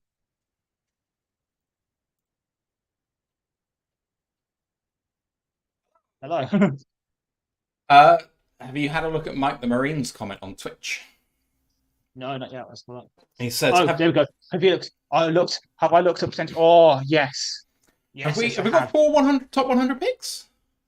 I believe so right now. Hang on. Let me go. I How? can't think. It's obviously 20. Because we've got the Vikings one for For third Hawk. rounder from the Hop trade. Hop trade, yeah. So we have right now slated 28, 59, 83, 92. So for me, 28 corner, it's going to be corner edge or a wide receiver. Or DT. I could, or DT. Maybe see, I would say DT, but right now it's looking like Mason Smith from LSU could be a second rounder based on projections, and he's really damn good. I know he obviously had the thing where he didn't play against us week one because of the whole NIL thing where he did sink off the books and he got suspended for that game. But he's a really damn dominant force up front. Plus, you've got Travondre Sweat, hopefully I've said that right, from Texas, who obviously scored the touchdown for them this past weekend in the offensive game, but he's also a force. I'm looking at DT maybe day two. And maybe corner because there is one that I really like from Wake Forest, who's a round two, round three guy, and he held Keon to 3 catches for like 40 yards and a touchdown, which considering that was when him and JT were really on form, that's really damn good. So this guys I'm looking at. Obviously, if you want to hear us discuss draft picks when the season's over, we'll probably have our play previews again. Oh, yeah, absolutely. So Yes. have you answered Bailey's question on Ben Yeah. Johnson? What did you Yeah. say? Very briefly. I'd like it in terms of getting the best out of whichever QB they have, and I think he has good enough connections to maybe find a decent defensive coordinator to keep that going. The issue is obviously moving his young family, and would he want to do that? So obviously, if he had the Carolina things, he's got ties to the state. It would make sense for him to move back there. But right now, I don't know if Chicago's on his list theoretically. I think that the Bears should consider him. I think he is on the way to being regarded as the next Sean McVay in terms of just being a young, Yeah, offensive-minded offensive mind. And I think he's got the schematic now to back it up. You're right. It's about whether connections and about whether he's willing to make the move. But if he won't move to Chicago, he's not going anywhere because you can't get much closer to Detroit than Chicago. true. So if he doesn't want to move, he doesn't want to move, and that's on him. But if you are going to move, Chicago should be, on there. And I know the ownership in Chicago is not ideal, but they, to a fault, Chicago back their head coaches.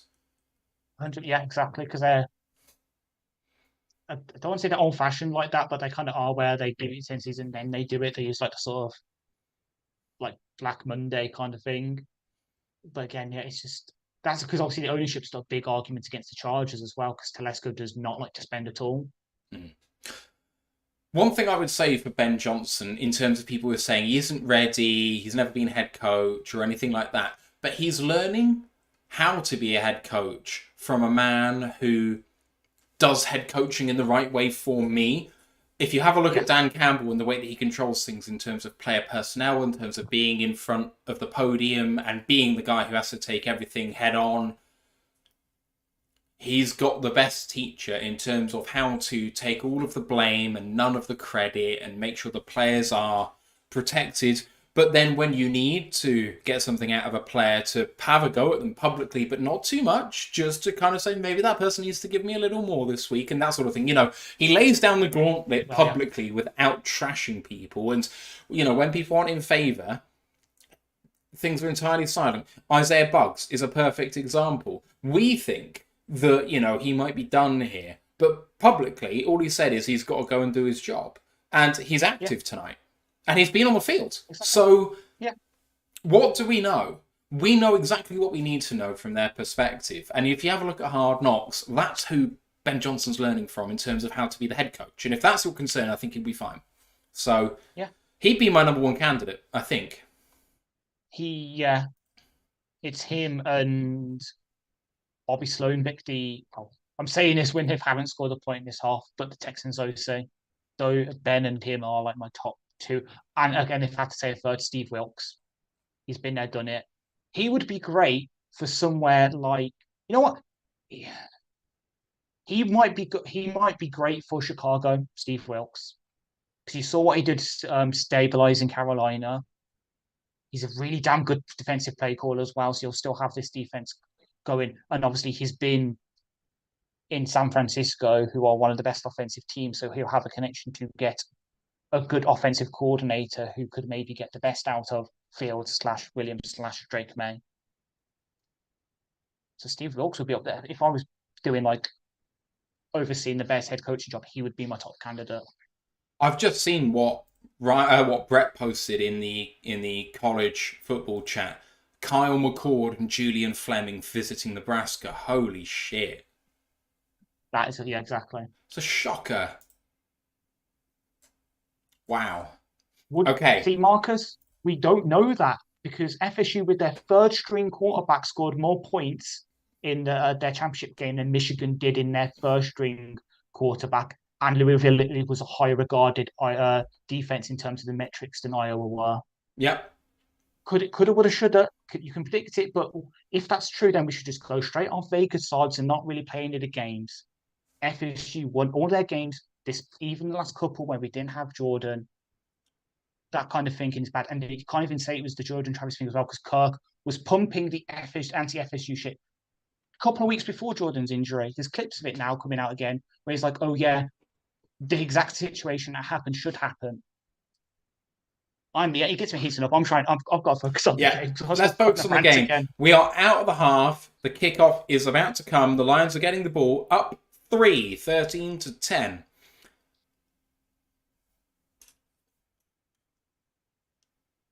Craig Reynolds back to return. And the kick is 1 yard deep, and Reynolds takes a knee. Thank God. We seem to return it a lot from that situation. Stole the words out of my mouth. I was about to say you're going to be happy with that because you literally not roast us, but you're unhappy with us taking it out, kind of like how you're unhappy that teams go soft zone. I think like that level of. I think where I'm at is basically I think you should return the ball if you are 2 yards at the end zone, and if you are 2 yards, as in at the 2, I think you should return it, and if you are further behind that, if you're at the 1, I think you should fair catch it. Yeah, Marcus, I agree. The game play was action. Bad, but Goff looking down the field, throws. Oh, almost picked by Stevenson. I'm happy we threw it there. Everyone knows we usually run it on the first players. And good little shift from Leafs, kind of get himself a bit of separation. It's just a really good play by Stevenson. Yeah. Mile Marcus says, "It's my favorite." Dan Skipper was running good routes. Mile Marcus says, "This is my favorite quarter of the game. It's I'm not roughing the passer." Sorry, 2nd down and 10. I mean, if the one against the Seahawks wasn't roughing the passer, that wasn't either. Handed off to David Montgomery, bit of room. Gets himself 4 yards, and it's 3rd down and 6.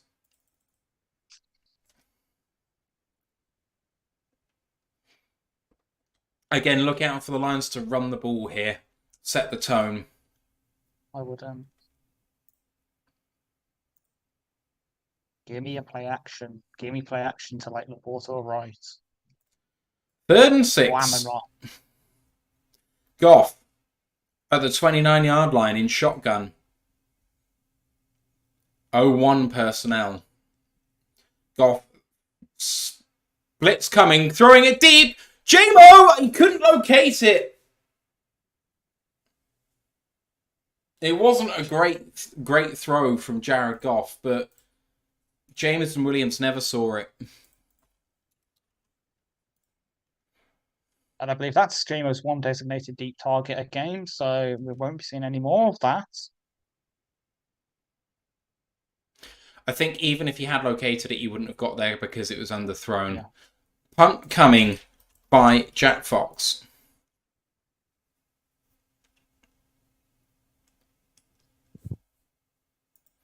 Jack Fox with the punt. No pressure on him. Boomer. Returned by the Bears. Big hit! Oh, what a hit by Jack Campbell. And Jalen Reeves-Maybin. Does he ever stop making plays? No. Well, yes, it does when he's wearing a Houston uniform. Nah. As unfortunately, the 0-0 game has been broken, and it's with a passing touchdown by to Randall Cobb. Oh, he's got more than 2 receptions on the year? Wow. Yeah, exactly. I mean, fair play to the young man. Yeah, for him to get treated like he has been by the Jets organization this year, fair play. Let's have a look at the rest of the scores, because there were some interesting ones just before the half. We have Tampa still 2 up against Atlanta. First down and 10, but at their own 7. Indy tied it up against the Bengals, 14 each. Jacksonville got 7 against Cleveland. Cleveland have the ball first and 10 at their own 25, 14-7 up. Jets kick the PAT. They're up 7-0 against Houston. And the LA Rams at halftime are ahead against the Baltimore Ravens 20-17. Finally, the Saints are at 14-3 on the Panthers. Ash, not the best first drive at the half, but the Lions came out, threw on first down, got a good run, and then the throw to J-Mo was good, not great. I mean, it wasn't an egregiously bad drive, just didn't work. Yeah, exactly. I'm not too unhappy with it. Obviously, would have loved to have scored, but things happen. It's just now a case of again, it's to use one of the sort of colloquialism, win the second half, which I know is a kind of bad mindset, but right now we've got this 3-point lead. So long as we sort of keep scoring, at least match pace with the Bears, we should be okay. But it's just that's the issue. We need to I don't want to say we need to get a stop here, but getting a stop here would be very, very helpful. A few comments in the Discord channel just saying if Goff overthrows that ball, it's going for a 6-pointer. Because J-Mo's free over the top.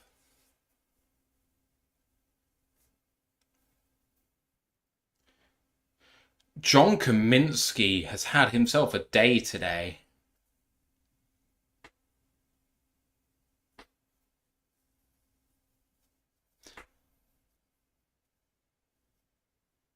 Fields is hurt. He is still playing, but Fields is hurt. He's under center here, and it's a jet sweep. Jack Campbell with the tackle against DJ Moore, gain of 5. Oh, Moore's hurt. Moore's hurt. Oh, this could be big for the Bears. Yeah. I like to prelude, we're not celebrating a player getting injured. We are just celebrating the impact it could have on the game. Bears are in the huddle, and they have broken the huddle, so maybe they're not that concerned. Moore, helmet off. He's limping hard. I formation, fake pitch. Fields, that's got to be a hold on Hutchinson. Throws all the way down the middle to number 11, Darnell Mooney. First down, Bears. Is that not a hold? I believe it was, but it won't get pulled. You know what the crews are like. That's the worst hold I've ever seen. Christ.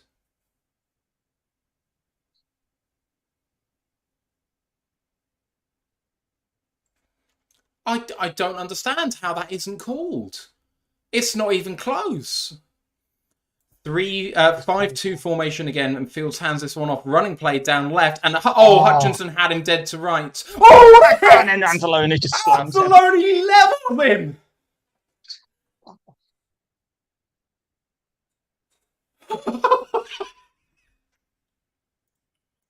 Sorry, Ash.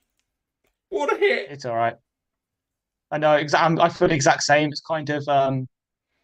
Oh! I know it's going to English football, but the jubilation you're feeling right now is how I felt when McGinn scored yesterday. Yeah, I don't blame you. What a run you've had winning those 2 games. Right, the Bears are at the Lions 48. It's 2nd down and 6. Takes a snap in shotgun, looking to throw right, throws quickly with a massive cushion, and it's a 1st down Bears. Thrown to Velus Jones Jr., and there was just no one covering him. So he just finds underneath in the zone, sits down. Oh God, those fans! Fair play to those fans with the metal wigs that look like Anzalone. I love it. 1st down and 10. Why are we looking at his arse? Jesus Christ! At the 37-yard line of Detroit, Bears fake motion out, and now Fields looks to throw, and he checks it down, and it's incomplete against Jerry Jacobs to Darnell Mooney. 2nd down and 10.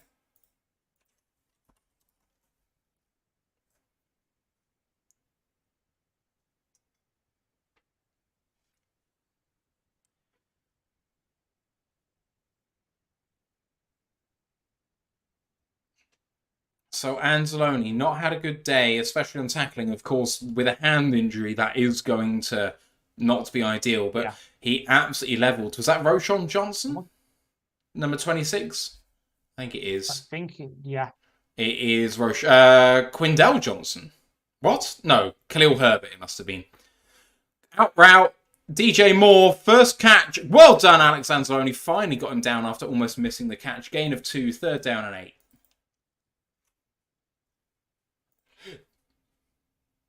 DJ Moore back in the game, of course.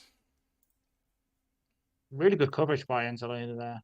And then he almost slipped the tackle, but he got back on his ankle. It was well done.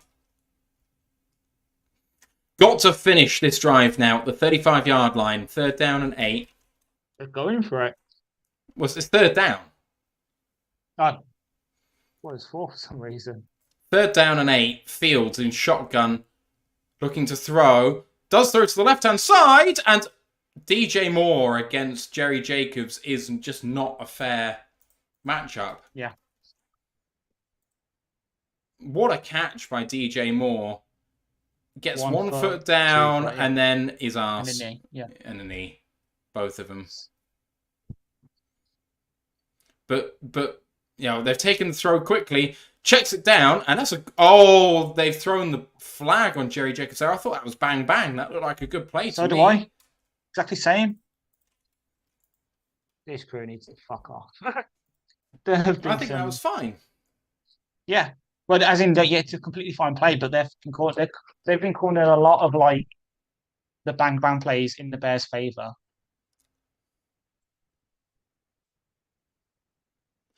Let's have a look at this again. They're normally good on this sort of thing, so let's see. Jerry, he does get there half a second early. It's almost bang bang. I think that's okay. I don't hate it. 1st down and 10. 1st down and 10 at the 18 of Detroit. Can't let them get 6 here. Fields looks right. Gonna throw, checks it down on the right-hand side. Tyler Scott gets 12 yards, and it's 1st down and goal from the 8. Brent, if you're loving the camera work, look up the picture of yesterday from about 30 minutes in the Villa Arsenal game with Odegaard pointing at Tillemans. It's going to really make your day. Might go down at 7 there. Well done, Tyler Scott. That's a good play. 1st down and goal. First time we've had an and goal play today. Oh, no, 2nd time. We have 1. Sorry. 1st down and goal from the 7. Fields. Under centre. Hands it off. Lovely! Oh, well done. Well done between Jerry Jerry. and Branch. Is it Branch? No, Barnes. My bad. Second down and goal from the 7.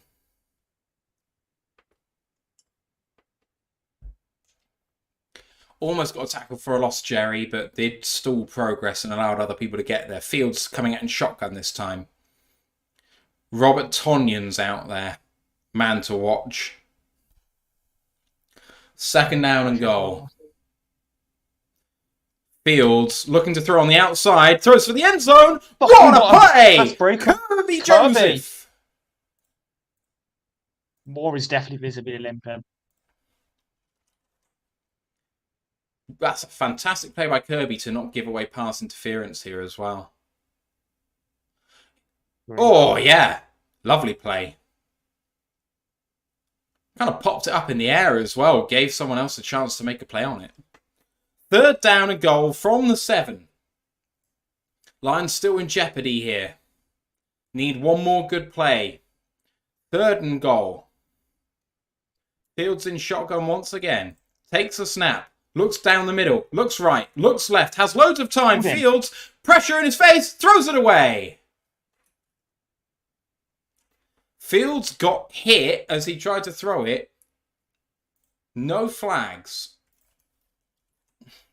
Watch what Braxton Jones doing to Hutch here. Who's the person who put the hit on Fields here? Bugs. Bugs who tried to pull out of it. Look at the coverage here. Double coverage DJ Moore. They put Jerry on Komet. It was Benito with the hit. It was 94. So it was Benito. 25-yard field goal attempt coming from Cairo Santos. Snap is good. Hold is good. Tie ball game. Yeah, he agreed for climb. He was. I was literally calling it, but what can we do?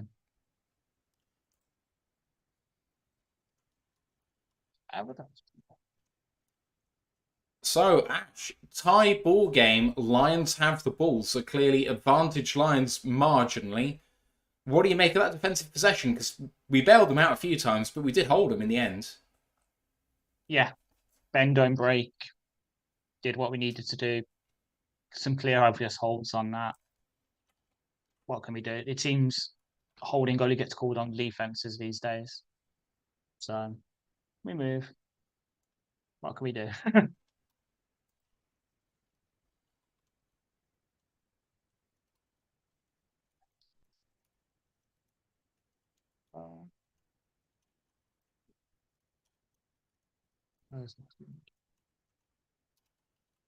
I just find some of their play calling so weird. DJ Moore has more carries than Khalil Herbert. Has the same carries as Khalil Herbert, and Roschon Johnson hasn't had a carry yet.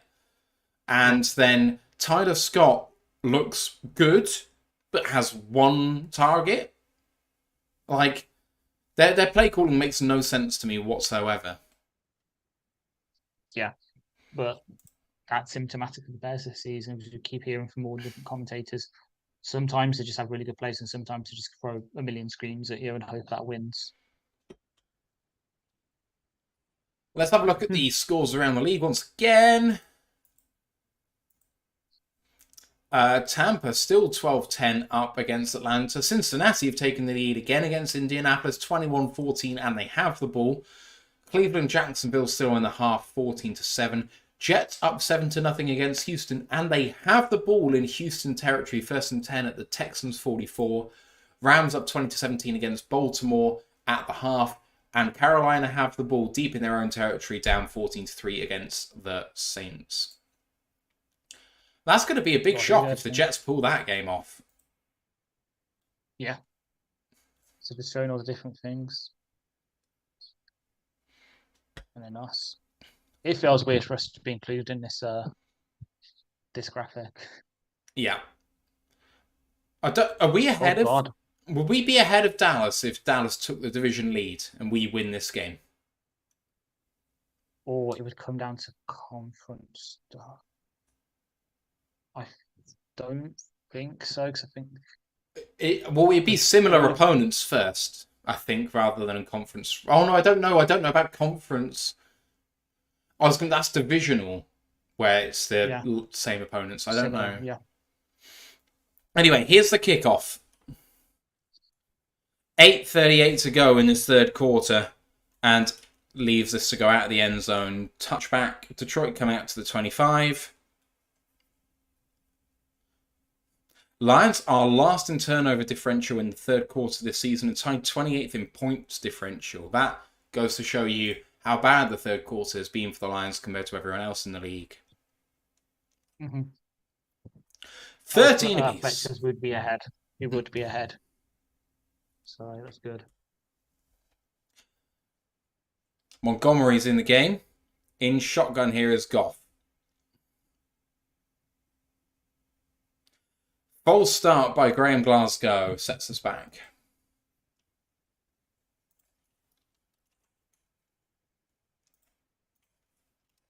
Oh, that's on Sewell.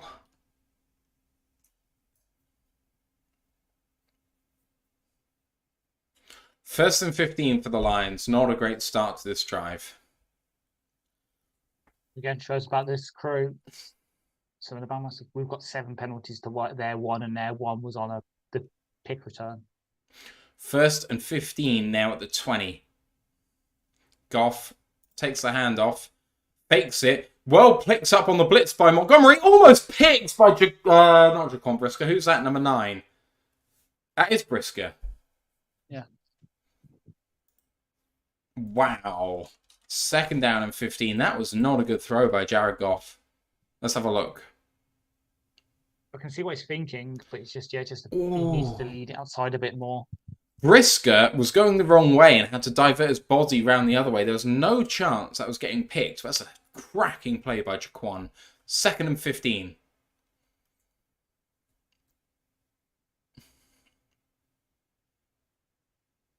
Sam's reporter is lined up on the outside. Goff throws it and couldn't throw it to Amon-Ra St. Brown. Third and 15, and the Lions' offense misfiring here. He needs to get the fucking gloves off.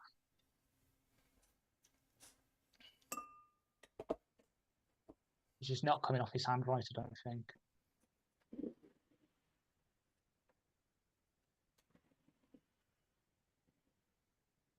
Yeah, Amon-Ra stopped and he thought he was going to continue. Third and 15. Goff takes a snap. Looking down the middle, checks it down to Gibbs. Lots of room. Can he beat anyone? No, he gets 12.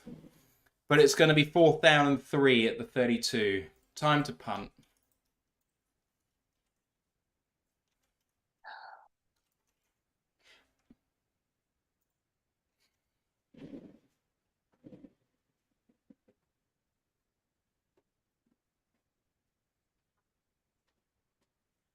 Fake punt alert. Here, 4th and 3.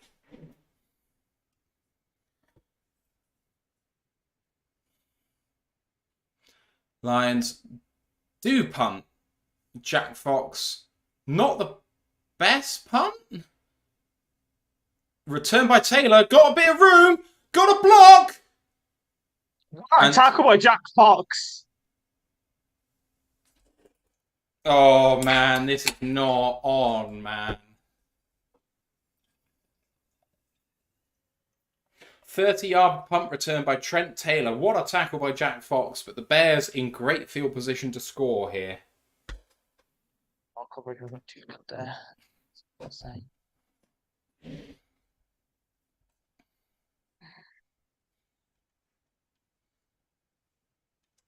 Okay. Big play, I think, by Jake Browning I saw pop up on my phone. Jets have extended the lead to 14-0 against Houston.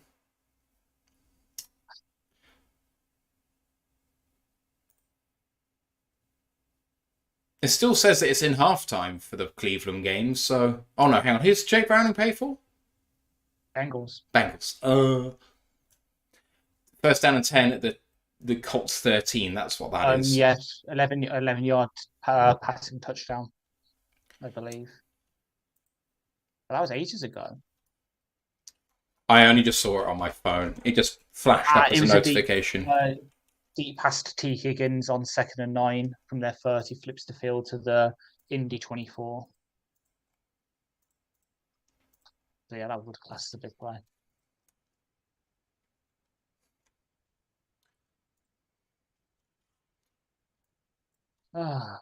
Goff just went 1 for 5 on that drive. Did he? No, that can't be right. We didn't get a first down. How can he have thrown the ball 5 times? Weird. I don't know what's happened with the stats there. That doesn't make sense to me.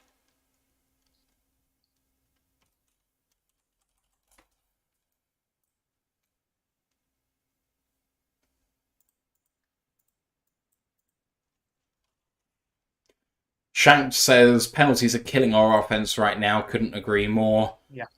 Marcus says Bears keep throwing outside. Maybe try to get them to throw into the middle to force an interception. I mean, the problem with forcing the throw over the middle is that Cole Kmet has burned us there in the first quarter. So, like, you got to pick your poison. Kmet, well, Mooney's probably playing on the outside now because X not in. But yeah, the middle is. Other than Anzalone, I don't know who I can trust in coverage over the middle as well. That's an issue. Well, okay, other than JRM, okay, answer my question. Right, at the 48-yard line of the Bears. 7:36 to go in the third quarter. Empty formation for Justin Fields. Takes the snap. That's a false start. It hasn't been called. Fields looking to throw. Backtracking. There's a hold. Thank you. The hold called. The fucking hole. Throwing deep and good completion to Cole Kmet. Really nice throw by Justin Fields, but it is not going to stand.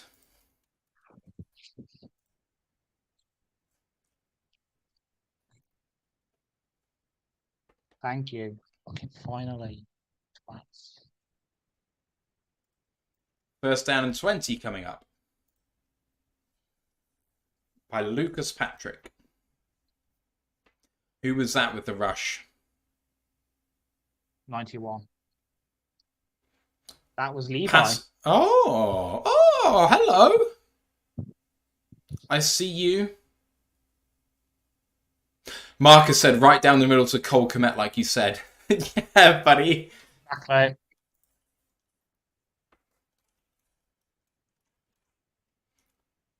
Right. Fields on 1st and 20. 2-step drop, quick throw out to Cole Kmet.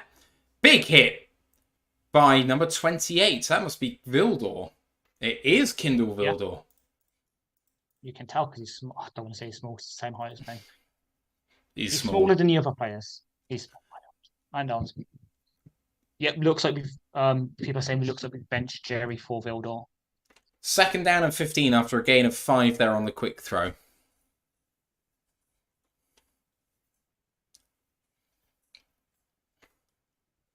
Second and 15. Fields in shotgun again at the 43 of the Bears. Lovely throw to Cole Kmet. Nice snag. Good tackle by the Lions. Called dead at the 49 of the Bears. That's going to make it 3rd and 9.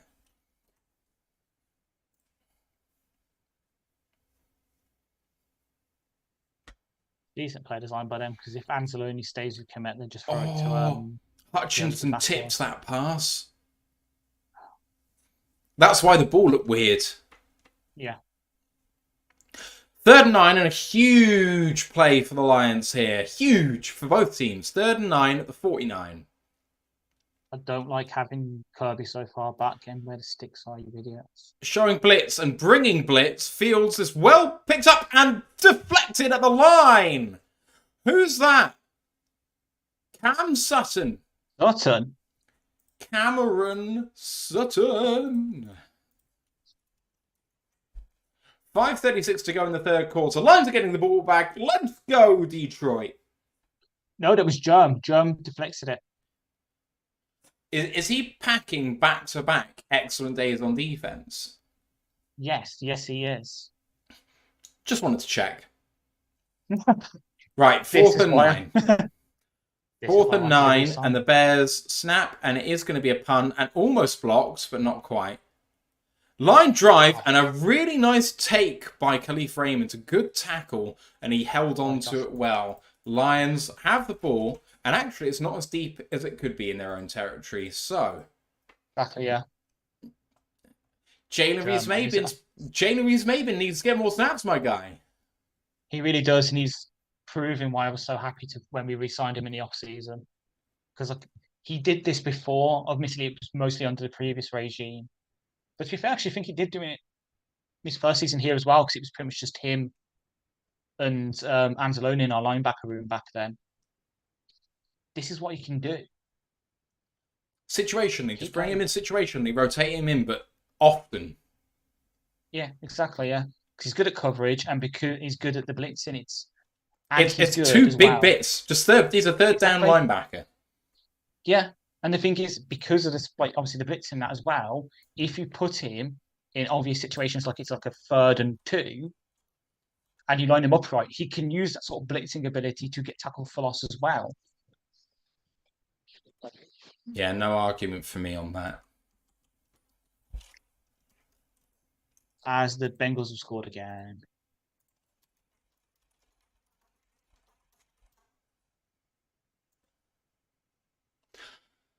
Oh, 13 Rushing to touchdown for 13. Brown. Hmm? Rushing touchdown for Jake Brown in this time. Mad.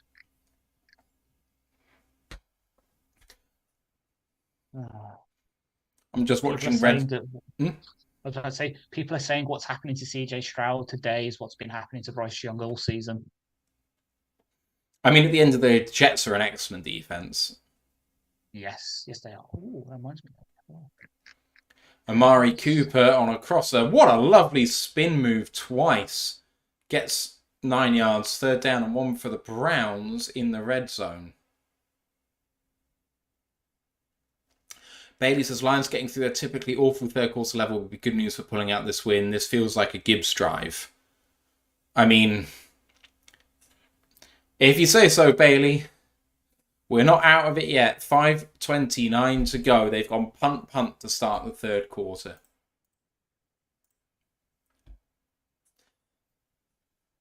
The Grinch. The Grinch feels like a perfect Matt Yes. Eberflus character in the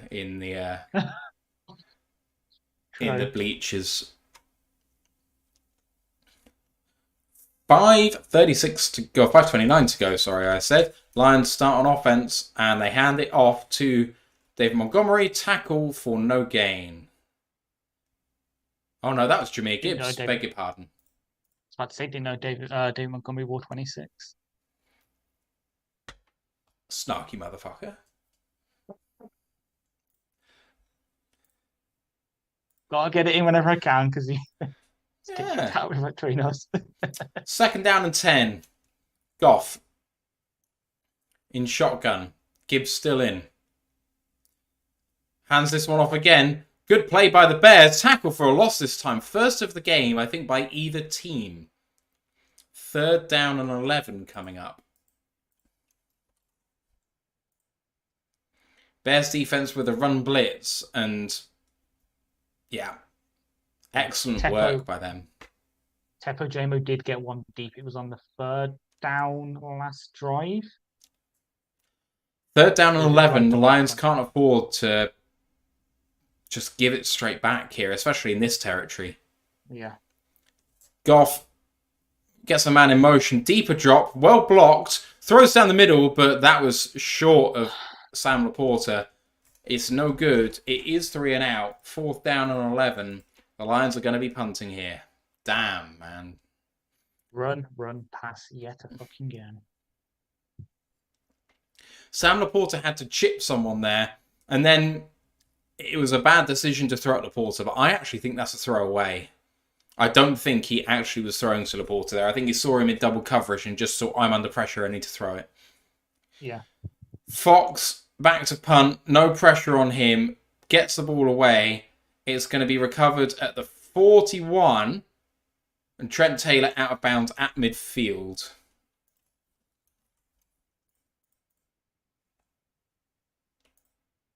David Blau doing his best to pass out the Microsoft service tablets to Goff.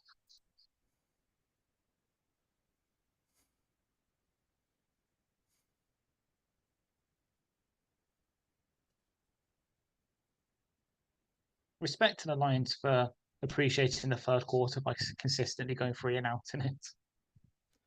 Rams Ravens is tied at 20 apiece, and it looks like the Browns are on 3rd and 3 at the 4. In Wildcat, running to the left, touchdown Browns. 2-score lead again against Jacksonville. It's Kareem Hunt. As the Texans force a turnover on Zach Wilson as well. Carolina, they have positive pass yardage. Hey, Carolina have scored a field goal and have the ball back, so it's only a 1-score game with 2:16 to go, 14-6 in that one. Bucks have scored as well, I think. Bucks have scored a touchdown. Yes, that's a 9-pointer now too. Oh, Ash, how are you feeling about this one? It's a level game. Bears have the ball. I'm not on the cliff yet, but just fucking like us to actually. I know we have scored in the third quarter before, and we're actually not the worst at scoring the third quarter. Just stop the fucking run, pass, please, Ben. You're better than this. We're better than this. You know this. Stop it. I would say the thing that's given me confidence is the defense has played better today than it has done for a long time. And maybe the Bears are doing that because they're not that good, but we're getting more pressure up front. Fields is under pressure. The coverage sometimes has been bad, but that's going to happen. Sometimes it's been fantastic. There's been tips at the line. Defense is doing some good stuff. And you know what? I feel better now than I did at 10-0 Bears. Yeah, exactly. Bears, though, have the ball at midfield.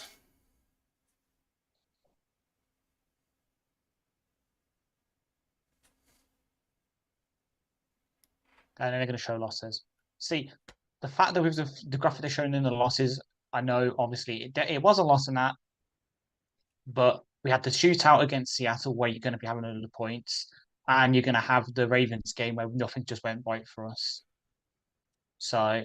It's a sample size of 9-3, so 13 apiece, 4:06 to go in the third quarter. Fields keeps this. No, he hands it off, and that's a gain of 6. Second down, 4 up the middle for Donta Foreman.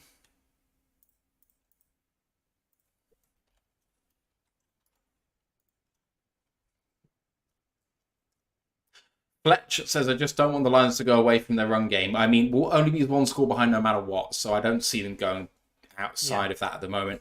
Bailey says, trading 3 and out's exhilarating football here. It's better than I thought it would be. Yeah. I don't want us to go from the run either. It's just stop running it. Run, pass. Go pass, run, pass or something. You still run the ball. I just don't want to make it predictable. Romeo Aquara with the pressure on Justin Fields there, forcing him to throw it away quickly. I'm not saying that I'm a genius, but Romeo Aquara is a good fucking football player. He is. He's fine. It was just about getting athleticism back with him because that was the issue. Obviously, coming for the ACI as a bigger guy, he just needed to build up that athleticism again. 3rd and 4, and the Lions have a chance to get this back again. Pascal is playing inside. Love it. At the 44, this is 4-down territory for the Bears, I would say. Bringing 5.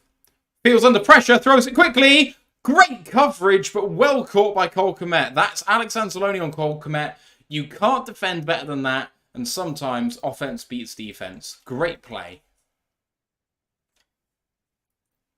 Don't mention that. I'm hoping he stops running. I'm at a perfect point right now. Don't mention him not running.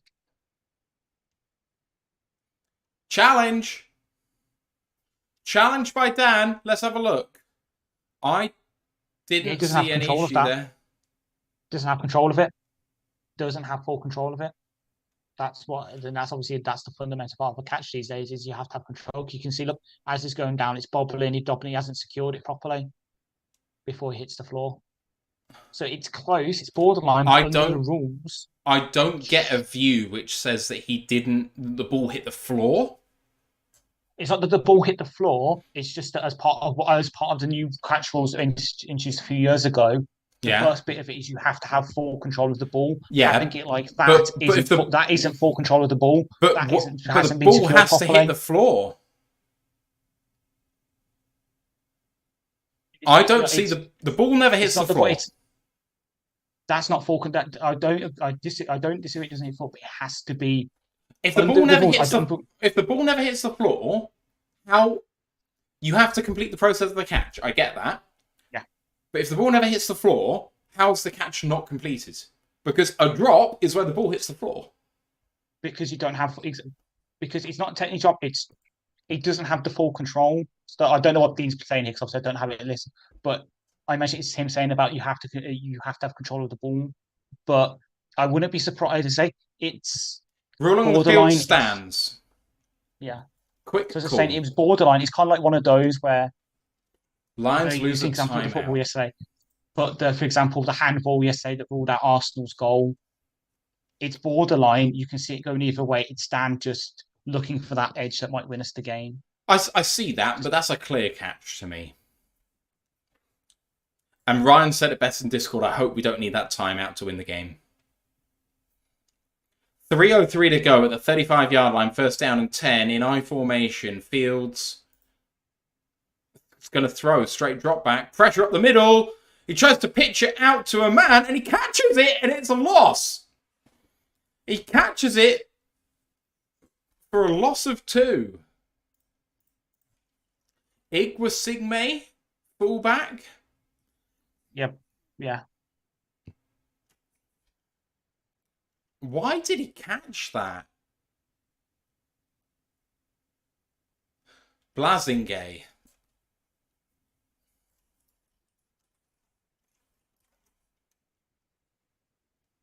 Second down and 12.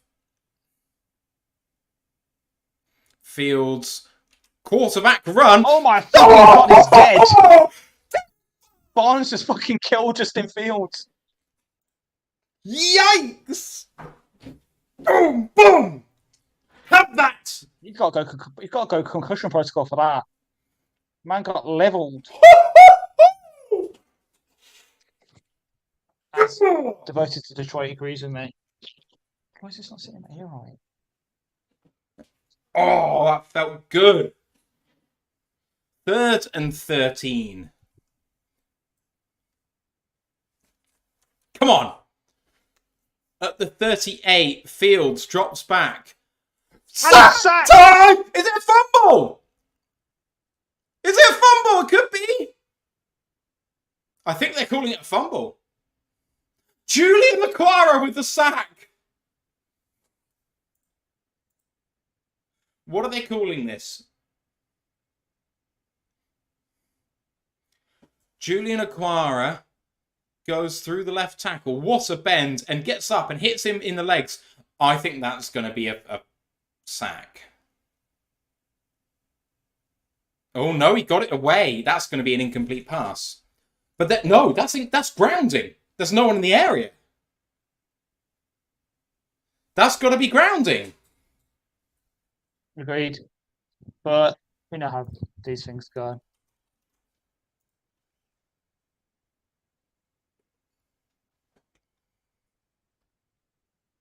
The Bears are feigning to go for this. 4 and 13.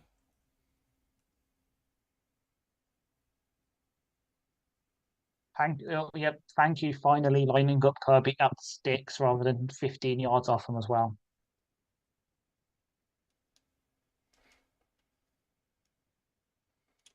Band setup is probably showing its. They have said the hit affected the pass, and that is why there is no intentional grounding on the play. 4th and 13 at the 38. Fields changing the play. Oh, he jumped! Free play for Fields! It's got a touchdown! Fuck me!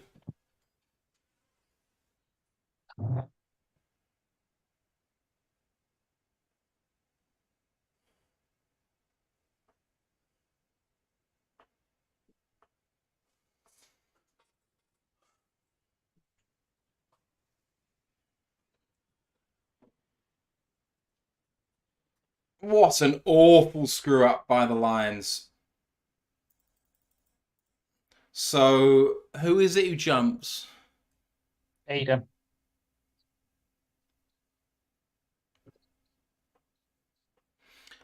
And DJ Moore beats Jerry Jacobs on the outside. Touchdown Bears. POT blocked! Recovered by the Lions. It's going to be a big man return. No chance. Unlucky.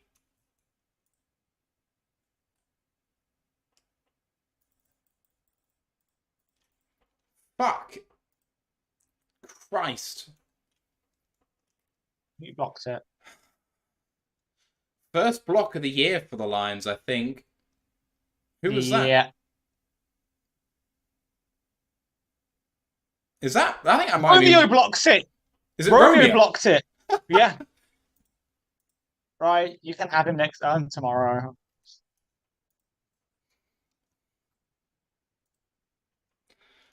Ash, what are we doing, mate? Right now, right. Dan's pissed. What for? Why is he pissed? I think I don't know. Maybe partly the intentional grant, partly because they blew up called play dead for a week, something weaker. Well, for encroachment. For that. Yeah, but don't for that.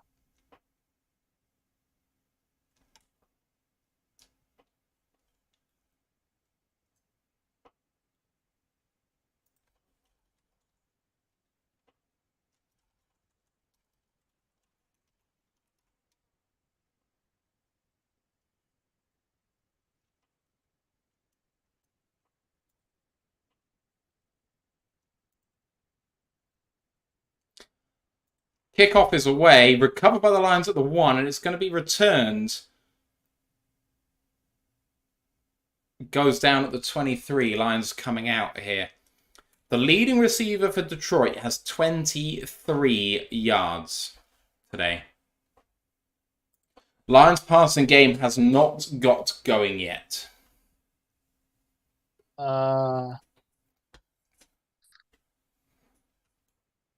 The Rams just got a safety.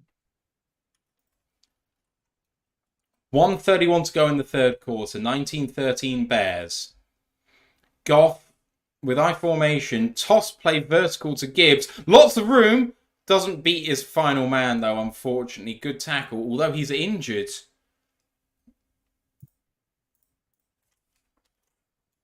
Tyreek Stevenson. I hate that vertical toss. So do I. And Jake Brown is injured for the Bengals, so AJ McCarron's in. Oh, yay.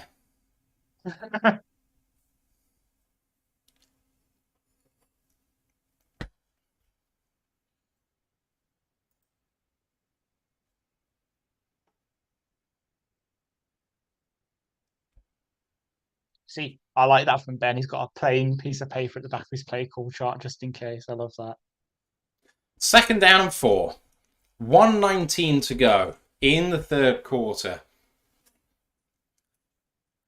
Williams and Wright in the game. Wright at fullback once again. He's been used a lot there today. It is in his skill set, so I'm happy with it. Saul's motioned over again. But he motions over inside. Oh, fumbles the snap again! And it's Bears ball.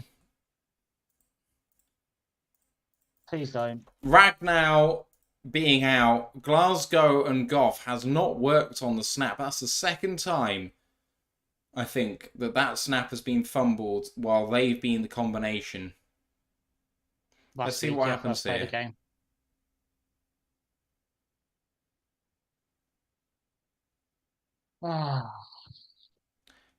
Clearly, TJ Edwards recovering. Bears have the ball, and this is slipping away from the Detroit Lions. Mm-hmm.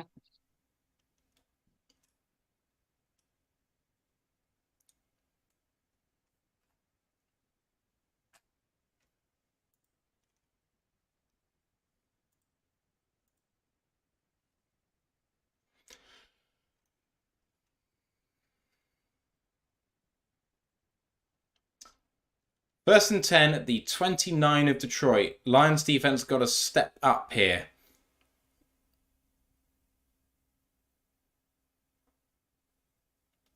Snap taking Fields. Hutch beats his man. Mercedes Lewis takes the shovel pass, and that's a gain of 3. Second down and 7. Wow, what a sequence of plays.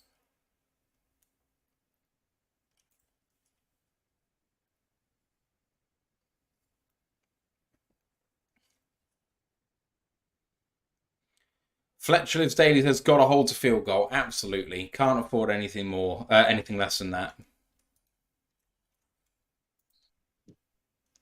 Second and 6. Got to snap this ball before the end of the third quarter. Fields hands this one off. No, he keeps it. RPO, well defended. That's got to be a hold. Good catch to Donta Foreman. First down and goal at the 9. That's got to be a hold.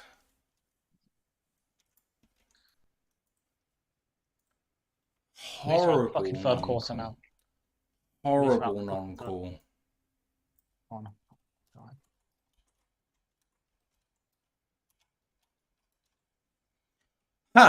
The calling crew says, "Are you not entertained?" Well, I'm really not with a lot of what's happened today. And not because of the Lions, but because of the bloody refereeing crew. Anyway, let's have a look at the scoreboard at the end of the third.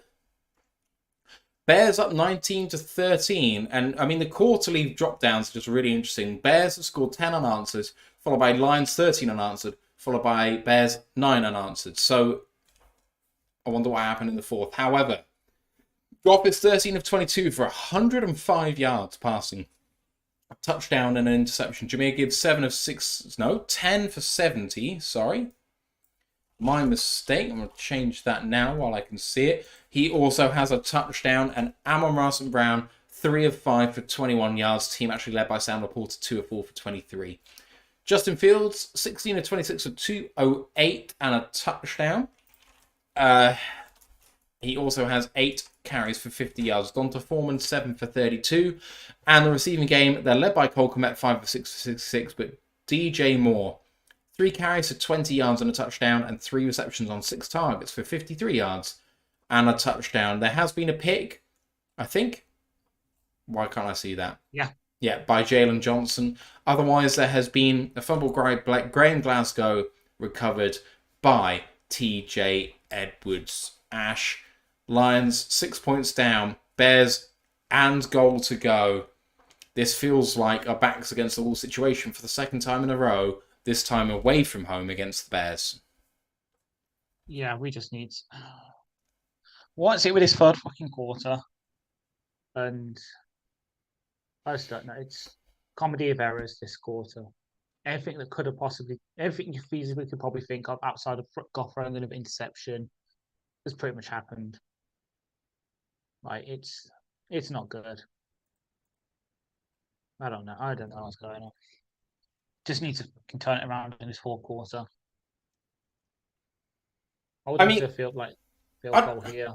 I don't even feel like we've played that badly. On defense, we've played much better. Part, yeah, but there's been key little moments where a mistake has happened, and that's what's decided it. The Hutch jumping offside. The defense thinks he's going to get the play's going to get blown dead.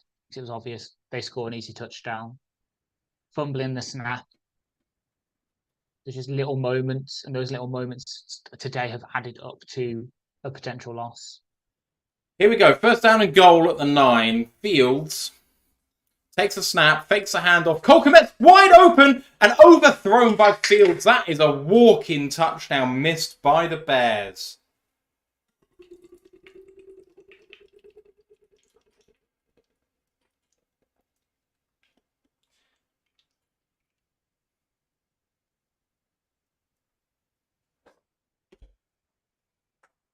Lions let off. Second down and goal from the 9.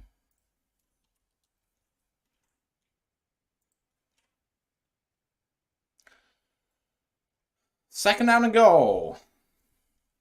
Fields in shotgun again. Kmet in motion. And it's a screen to Moore. Great tackle by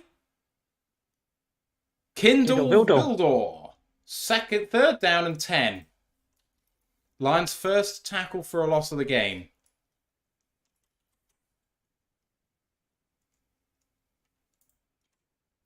Mile Marker said, did we peak too early in the season? I want to believe no. The Lions haven't peaked. At no time, I don't think they have peaked. So, no. Third down and goal at the 11, beg your pardon. Snap taken, Fields looking, escaping to the right, running, gonna go for it himself! Touchdown Bears!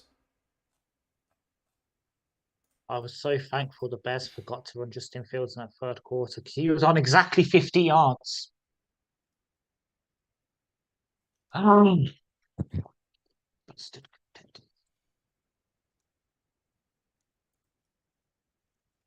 have it all. This is just karma coming around for me, I guess.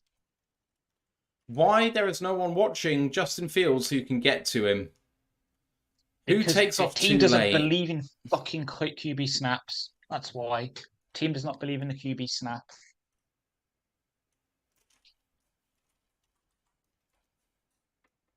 They're going for 2 to make it a 14-point game.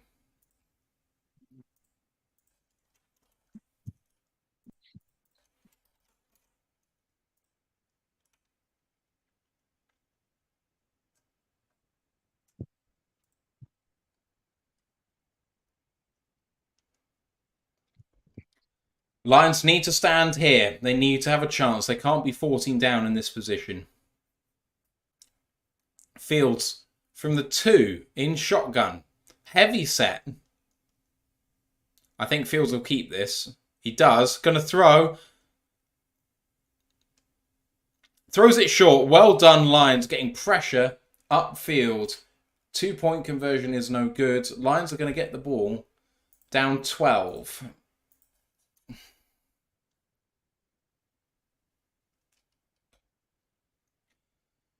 Oh boy, that fumbled exchange feels like the game last week where the Lions were feeling it. Was it last week?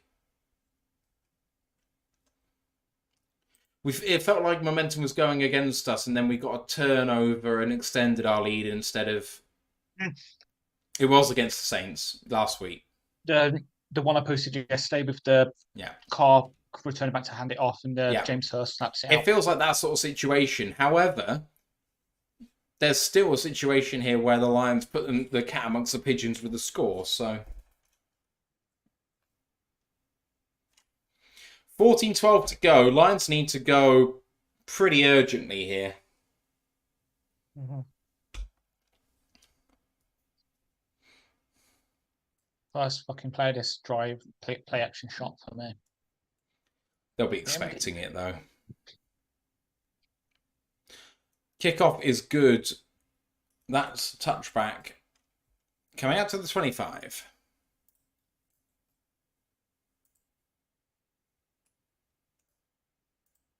I love how Lions fans are just freaking out and losing it with this team. And it's like you're talking about the team with the second best record in the NFL. Like, choose your lane. Yeah. I mean, some of the reactions have been very extreme. We are still 9-3, and I know I said it's important for us to win the division to win this game, but it's still something to work out. At 9-4, you're still one of the better sides in the division in the NFL. Sorry, excuse me. Here we go then. Goff in shotgun, empty set for him. 3 to the left, 2 to the right. Goff rushing 4, quick throw out to Brock Wright, gain of 2, second down and 8. Jaquan Brisker on the coverage.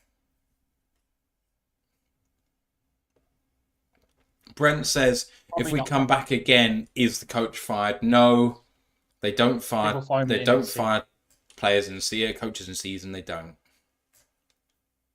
Second down and 8. It's basically second down and 9, really. Goff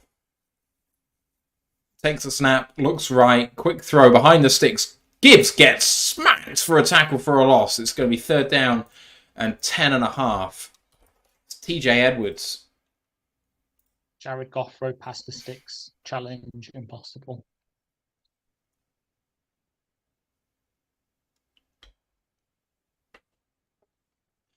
Really nice play by the Bears defense. It was a good designed offensive play by the Lions, and the Bears saw it coming. See, it probably was the check down, but still, I don't like having the check down be behind the line of scrimmage. Yeah. Have something that's in front of the line. Third down, 10. Goff under pressure, throws beyond the sticks, and goal. Reynolds was beyond the line and came back. It's 4th and 1, and I think the Lions are going to go here. Okay, we've got to. I don't think you've got to, the way our defense has been playing today, but I think they will. It was caught at the sticks, but with no contact on him until there. It's 1 yard to go. Yeah. 4th down and 1. Everything on the line here. This is the ball game. Yeah. J-Mo has had the 2 touches this game pretty much already with the failed deep shot and end around with him. So I formation into heavy set. Lions snap the ball, hand it off. Going to be hit behind the line. That is a turnover.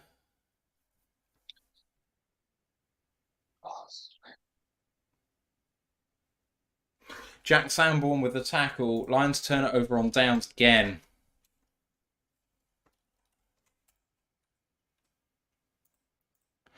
Lions now are in disaster territory. But the play was blown up from the start. There was no chance of run play. There was getting there. The O-line got absolutely destroyed.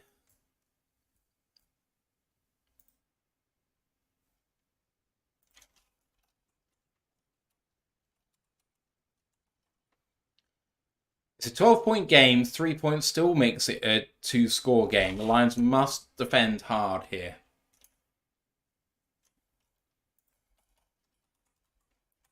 Snap taken by Fields and handed off, and a gain of 3. They're going to give him 4. It's a good spot for them. We've hardly thrown it to Amon-Ra today. Yeah, they've. Sorry,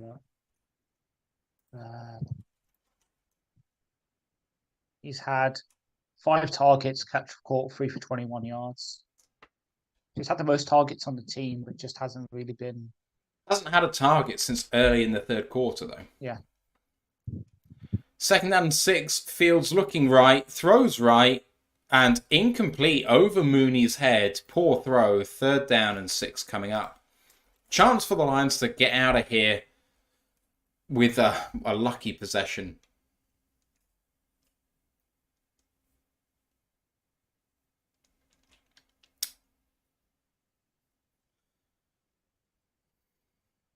Feels like a long time ago. It was 13-10.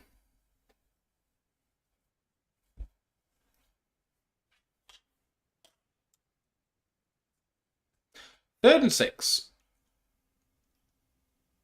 Fields takes the snap. Looking left. Lovely throw to DJ Moore. Gain of 8. 1st down Bears. Hammer blow for the Lions.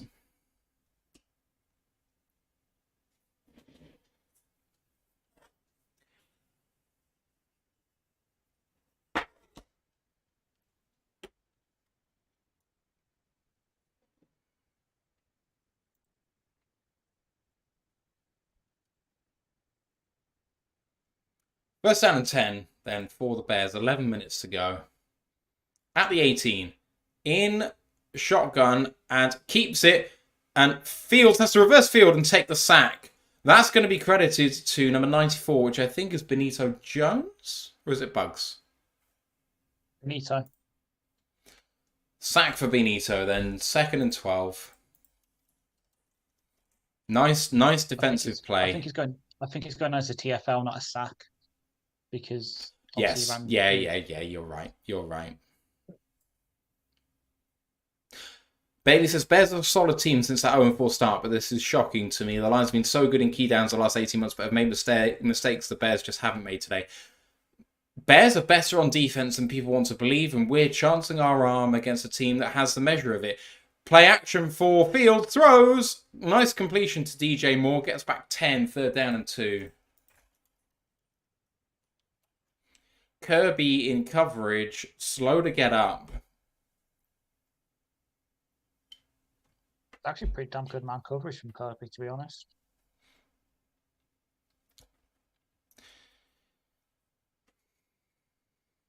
Oh, he got kicking and go to the Guna, I believe. That's not good. 3rd and 2. Key play for the Lions. Got to hold them to 3 here, otherwise that will be ball game. 9.5 to go. Fields takes a snap. Looks right. Lots of room, but again when he throws towards number 11, Darnell Mooney, he's off target. 4th down and 2, and you've got to take 3 if you're the Bears here. A beautiful throw as well, but just Mooney not fast enough to get there. And Fields knows he should have had that one. Cairo Santos on again, and they just can't quite kill the Lions. With 9:23 left, you'd think there are 3 offensive possessions left in the game. If 2 of them are scoring possessions for the Lions, this game is not over yet. Field goal is good. Yeah. 28-13 in favor of the Bears.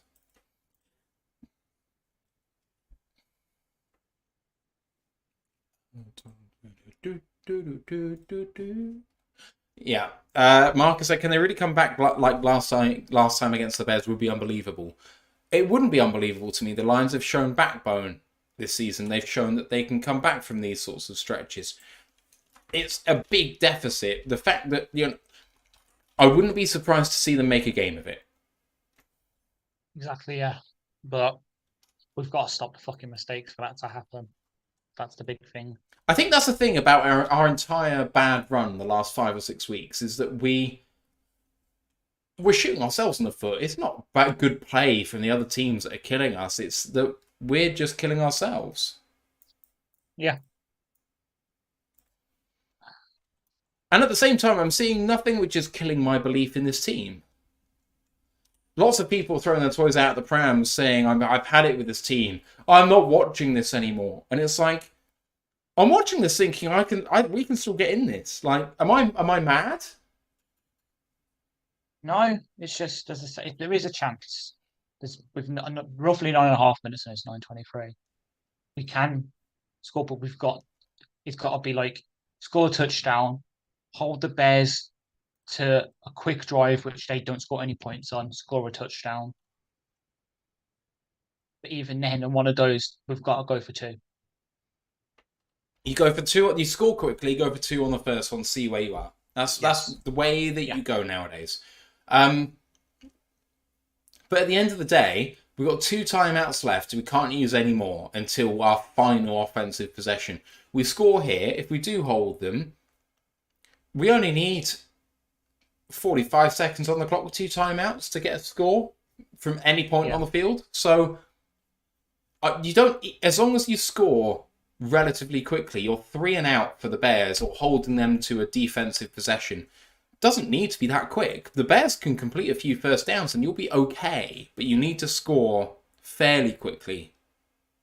Yeah. And you can't let them. They can get a couple of first downs. You probably can't let them get more than 40 yards and burn more than like 2 minutes off the clock. Yeah. 2-3 minutes off the clock. The second quarter was beautiful. But the first, third, and fourth have been so bad for the Lions so far. Lions scored 17 points in the final 3 minutes last time, apparently, and they are 15 down here. Ball is out of the end zone. Touchback coming for Detroit. Out to the 25, and Jared Goff needs a big one here, but he's got the speed guys that can do it. Unfortunately, the offensive line, again, has had a relatively poor day. The run game hasn't... Yeah. Even though we have 111 yards, the run game hasn't really gotten going. The pass protection's been poor. The Chicago D-line, I think, has probably had the better of the game. Yeah, which is sad. Well, both D-lines in a way, because there were times when our D-line would just get into fields. It's just... Yeah. Goff with a quick throw to David Montgomery, gain of 5. 2nd down and 5. Goff going no huddle. Think. Yeah. Oh no, they are huddling, sorry. 2nd and 5.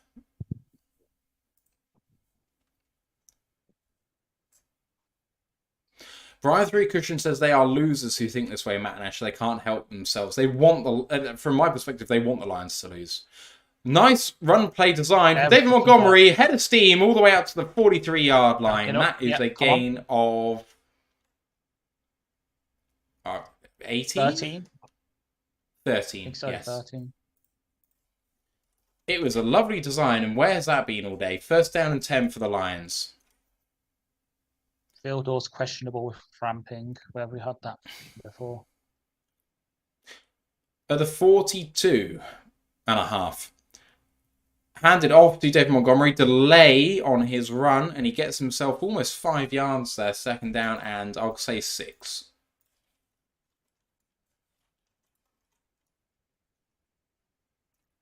They did give him 5, apparently. 8 minutes to go in the game. Quick scores required.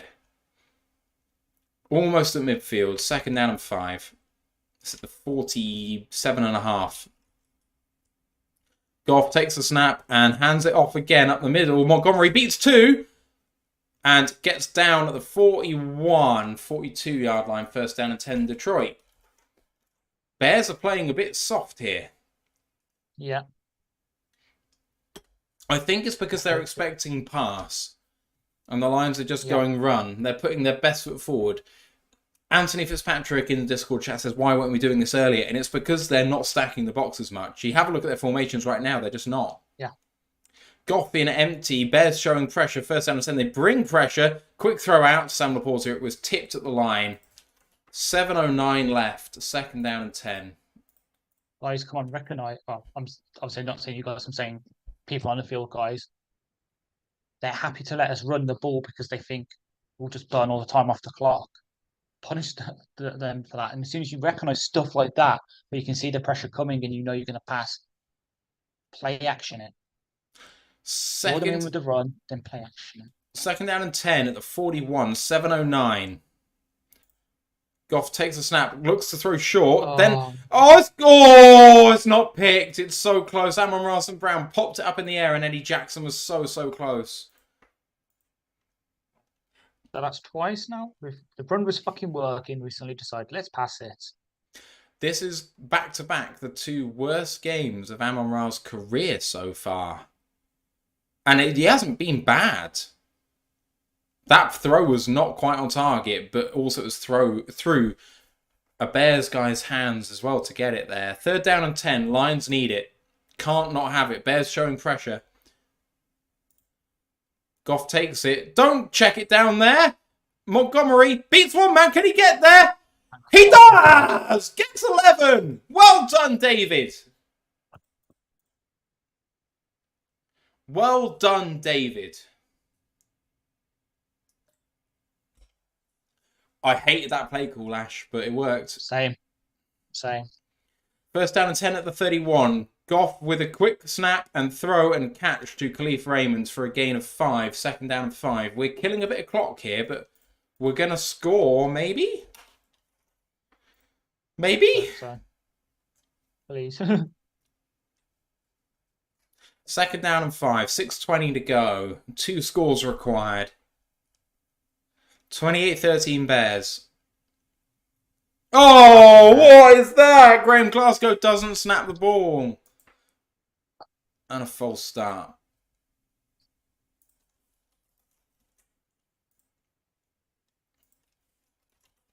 Arashika called for the false start, but the centre just doesn't snap the ball. Everyone else goes.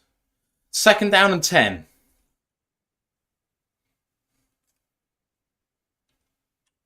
Goff in shotgun here at the 31-yard line. Looks right. Throws deeper. And punched out again against Amon-Ra St. Brown. They're calling it incomplete, thank God. 3rd down and 10. That was a nice throw by Goff, and Amon-Ra can't hold on. And a nice curl by Amon-Ra, but a great play on the ball by a Bears safety, Jaquan Brisker. 6 minutes and 7 seconds left in this game. 3rd down and 10. Lions need it. Again. Goff in shotgun. 3 to the right, 3 to the left. Goff, 2-step drop, looking to throw, trying to escape, gonna get sacked! It's 4th down. It's Gervon Dexter with a big tackle for a loss, and it's going to be 4th and 17, and the Lions have to go.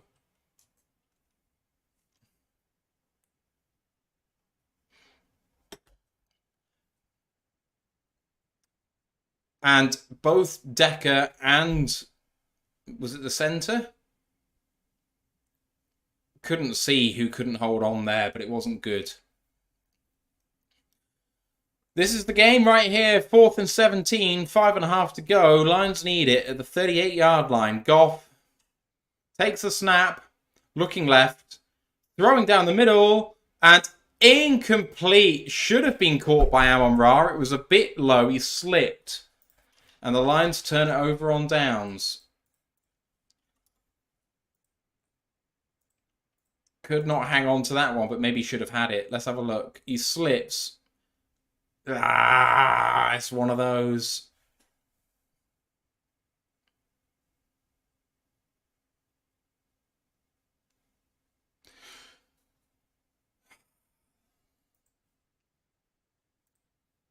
This was a hugely important game for the Lions. They now need to run the gauntlet, Ash. Yeah. We are putting our faith in other teams to beat our own division rivals.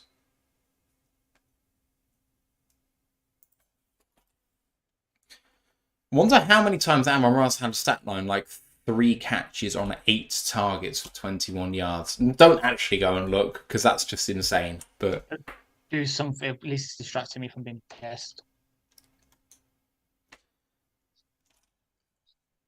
it just hasn't quite worked. We've had high leverage moments that could go our way, and they haven't. If we make that catch, and Amon-Ra is very good at catching those balls, you know, we score here, and maybe, you know, we're closer, but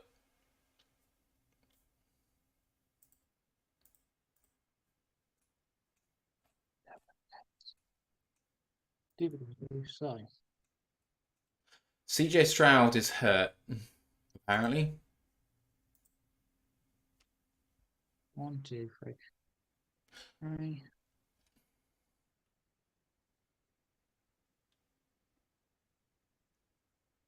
So 3 definitely there. Oh, yeah, 4. Marcus says at least the rest of the games are in domes for us. I mean, I don't think Goff throwing the ball has been a massive problem. Amon-Ra has dropped lots. Yeah. Generally speaking, I think throws have been on target, apart from the Sam Laporta interception. Obviously, there was the botched handoff, but I think Goff has had a fairly good game.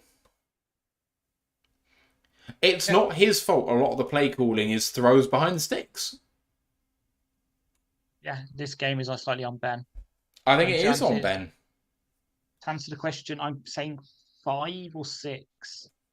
So obviously the first 3 weeks of his rookie season were like this. Then you've got the Philly game, which he was 3 of 5 for 46 yards. Then there was the Dallas game last year, he was 1 of 1 for 4 yards. And then there was obviously last week where he was 2 of 6 for 49 yards.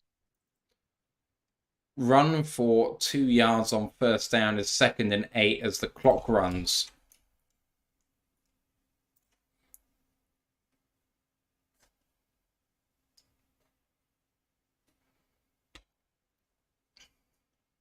Crew Neckline says, lots of mental mistakes today. Is that on coaching and prep? Are they feeling the pressure of the franchise's history?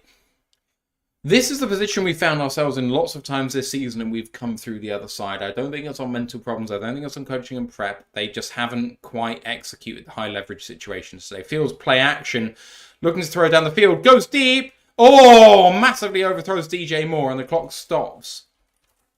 But that could have been picked. 3rd down and 8.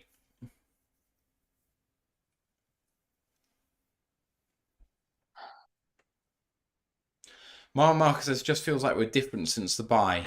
But we came out and we smashed the Chargers with great offense straight after the bye. So I don't agree. If anything, the defense has been much improved since that game. Very much. 3rd and 8 and the clock has stopped. What are the Bears going to do now? Are they going to throw? Fields is going to throw. Looks right. Needs to escape. Fucking holding. Hold is called. And Fields slides down late anyway. Penalty marker is out. I think we'll decline this. I was about to say, I'd decline it and make them punt. They accept the penalty, and it's going to be 3rd and 18. I swear to God. I swear to God. I swear to God. 4th and 2. Do they really think they're going for it on 4th and 2 in this position? Because he's getting the ball back. Exactly. I guess, though, that on 3rd and 18, they're going to run the ball and kill clock here. Which means that you're gaining many yards.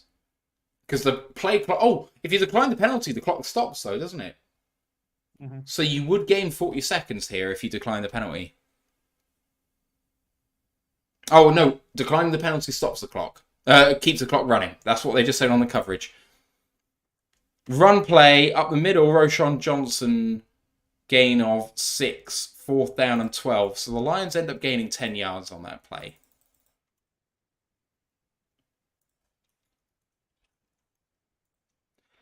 Right, so the Lions get the ball back. 2-possession game, 2 touchdowns, and they're going to get the ball back with about 3:40 to go. So score before the 2-minute warning and you have a shot.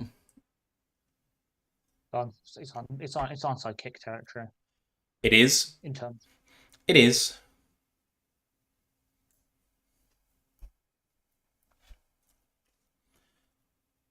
Could have something electric here on special teams.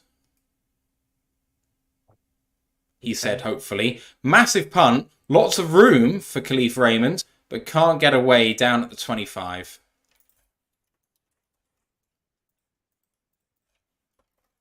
Goff needs some late game heroics here. The order.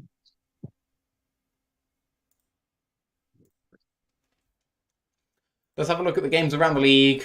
Atlanta have a lead against Tampa Bay, but Tampa are driving in Atlanta territory. It's 25-22 there.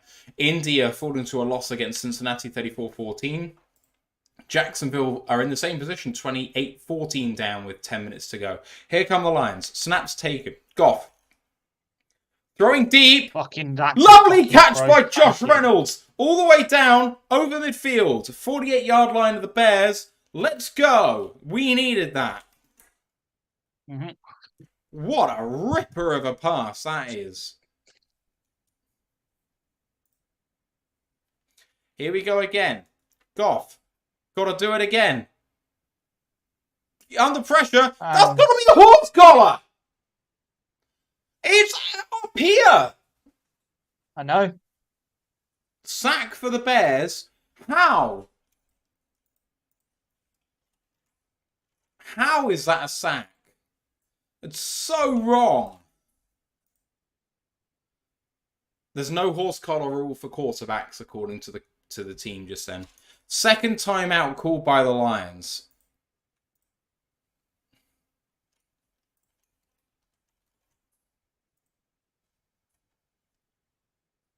Decker has had himself one of his worst games that I've ever seen here, I think. It's a really bad stretch for him. Marcus says you can horse collar in the pocket by rule. Thank you. Appreciate you qualifying that. I thought so. I say I thought so. I thought so after I was told it by the coverage. Second down and 20 at the 42 of Detroit. 2:56 to go. Goff has to check it down and doesn't get it there. Third down and 20. This is all over. It has to be now. You have to go for it all. If you're on 3rd and 20, you might as well go for the end zone. Twice. Just Hail Mary this shit.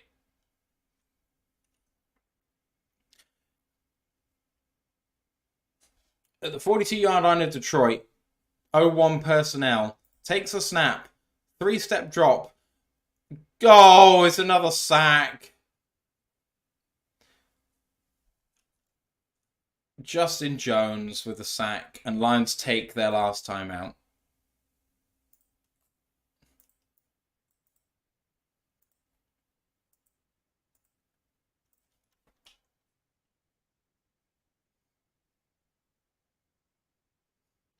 I think it might be 4th and 35, and we've taken a timeout. 29, according to ESPN.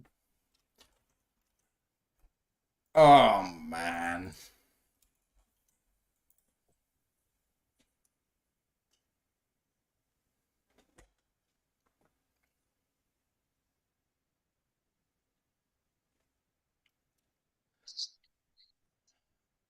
I am dying for the... Oh, it's a free play.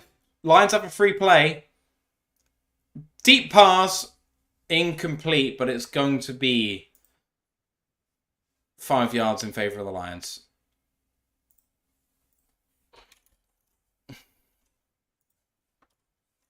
Game not quite over yet, although with all the timeouts burned, you are now in, well, the territory where you have to kick an onside kick even if you score with this play.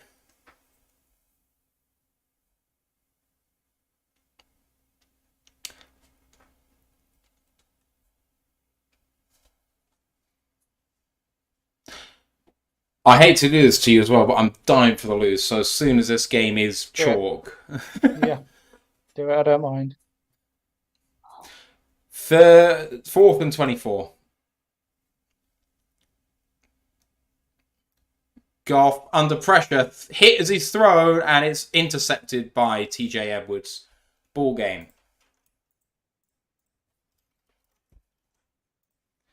Right, I'm leaving you now, just for a second. Do it.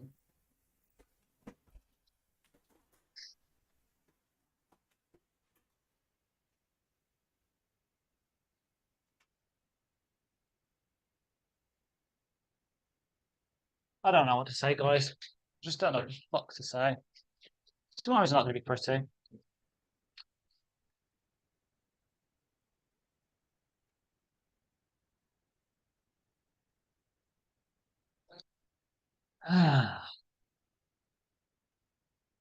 Goff just can't do anything without a perfect line, it seems.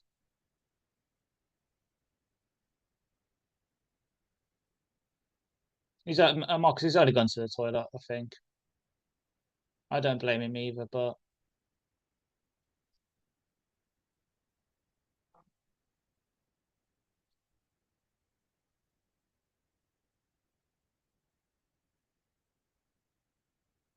I think Matt went 13 and 4 as well, so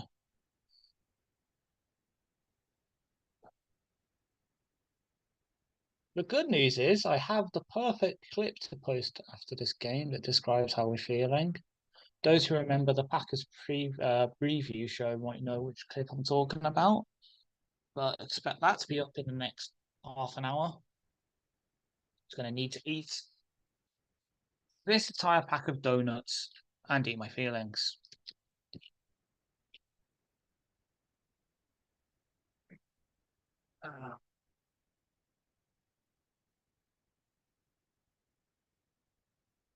Can't even really blame the defense as much as I know there's been individual mistakes in defense, but for the most part they've played okay. It's been on the offense again.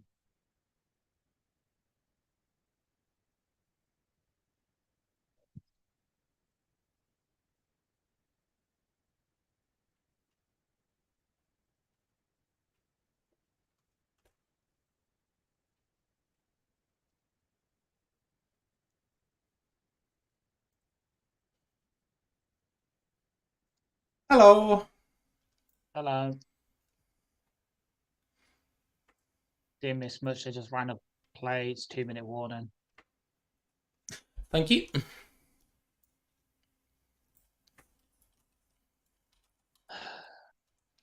At least the Patriots have been eliminated for playoff contention for the earliest since 2000.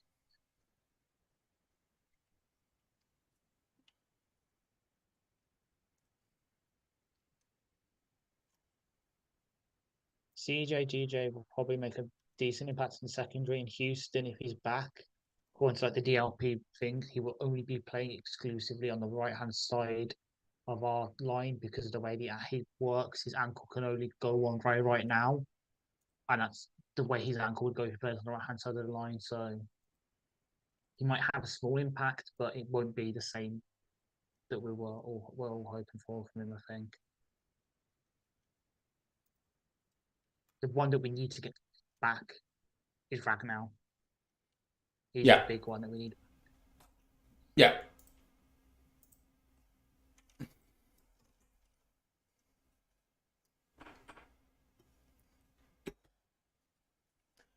Patman says, real bad game for Goff and Ben Johnson. Shank says, D look better today. Patman says they did. Agreed on that.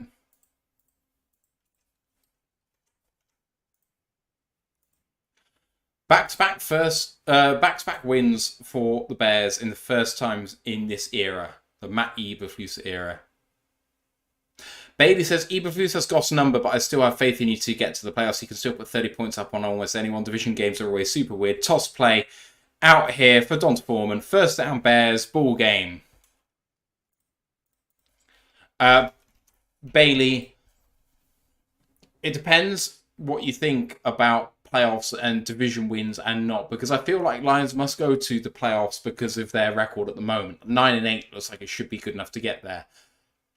10 wins, you definitely hope so. But if you have a look at what the Packers have to do in terms of division win, like if the Lions end up getting to the playoffs via wild card and they are number 6 versus number 3 Green Bay, that looks very different than number 3 Lions at home against number 6 Green Bay.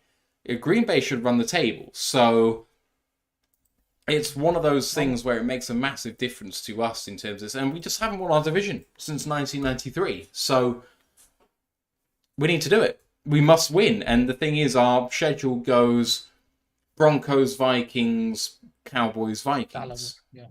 We have to win against the Broncos and against the Vikings twice. And then whatever happens against Dallas happens. And the Lions fall to 9-4. Bears go up to 5-8, which is a real shame, but there we go. Let's have a look around the division and around the NFL, see what's happened. Tampa pull out the victory against Atlanta, 29-25 with a late score. Jacksonville have got a late touchdown. It's 28-21. Cleveland have the ball on 3rd and 1. The Jets beat Houston 30-6. The Rams are up against Baltimore 28-3, but Baltimore 2nd and 10 at the Rams 39. And the Saints beat Carolina 28-6. That's your lot. And let's have a look at the scoreboard for the final time in this one. As it goes final, 28-13 this finish. Goff 28 of 35 for 161, a touchdown and 2 picks. Jahmyr Gibbs, 11 carries for 66 yards and a touchdown. Josh Reynolds, 3 of 4 for 44 and a touchdown. Bears led by Justin Fields, 19 of 33 for 223 and a touchdown. 10 carries for 60 yards and a touchdown. Donta Foreman had 11 carries for 50 yards. Ignore what I've said there because I haven't updated that because I'm a fool. DJ Moore has 6 receptions on 10 targets for 68 yards and a touchdown and 3 carries for 20 yards and a touchdown. They also had 2 picks, one by Jaden Johnson and one by Tremaine Edmonds. They also had a fumble recovery by TJ Edwards after Glasgow fumbled the snap on the handoff to Jared Goff. Riley Patterson was 1 of 2 on extra points. The Lions had a blocked extra point attempt. That's your statistical lot. Ash, final thoughts on the game, and then we'll be back for the review show tomorrow. Well, that went badly. That's all I can say. Yeah? Yeah. Okay, for me, I think this is a game that's going to be heartening for the Lions in terms of playing against a team that they've had struggles against defensively. Fields had some success on the ground, and yet not as much as you've been fearing. 58 yards is not far away from the dream that we might have at the start of this game. I think the coverage was better most of the time we had them tied up. There's a few reps where Moore or Komet or Mooney were free, but on the whole, I thought they did very well. There were some PBUs in that were very good. There were some sacks. I thought the defense had a really great game. On offense, didn't get it going at all. 161 passing yards for Goff ain't going to cut the mustard. The 2 picks, they're in 2 of the last plays of each half. I don't think I'm worrying too much about the picks. But the play calling wasn't great. There were a couple of explosive plays on offense, especially in the run game, but they were few and far between. I mean, we rushed for 140 on the ground in 24 attempts, but that doesn't tell the story. And that's 5 yards per carry, including a Goff kneel. Maybe not a kneel. Maybe a run up the middle for no gain. But regardless, Lions were good on the ground, but they just couldn't find sustained success. We threw the ball a lot and it didn't work. The coverage by Chicago was really good. The D-line by Chicago was really good. Our offensive line lost the game. Yeah. That's the end of it for me. So that's why I say we need to have Ragnar back, as Mark did put. Next man up should exist, but the loss of not only what Ragnar losing him from centre does, but also moving him from Glasgow from right guard to replace him, it just completely weakens the offensive line because Saul can no longer trust who's next to him, so it affects his play. And obviously a downgrade at centre also affects how Jonah plays, which affects how Decker plays. So losing Ragnar has a domino effect for the entire line, and that has a domino effect on Goff, which has a domino effect on the passing game, but also has a domino effect on the run game. Like the centers, can't remember the person that Pride of Detroit had on from the Bears for this week said, and I swear when we had them on as well, the guys we had on Friday said, center is one of the most important positions on the field, and it's the most important on the offensive line because of what they do. They handle the snap, they touch the ball every single play, but they also do pass protection stuff as well. We just weren't there today on the offensive line, and it affected everything else. Yeah, that's going to do it for us. We're going to recap this in full, do the diagnosis, the post-mortem on this game tomorrow. Ash, thanks for doing this with me as always. It was a pleasure as always, even though the game itself was not massively, but there we go. Guys, thanks for joining us for this game. Hope you don't hurt too much after this one. The Lions are still 9-4. And we've been eliminated at times in previous years at this point in the season. So I'm going to count my blessings and wish you all a happy rest of your weekend. We'll see you tomorrow. Let's go, Lions. One Pride. One Pride.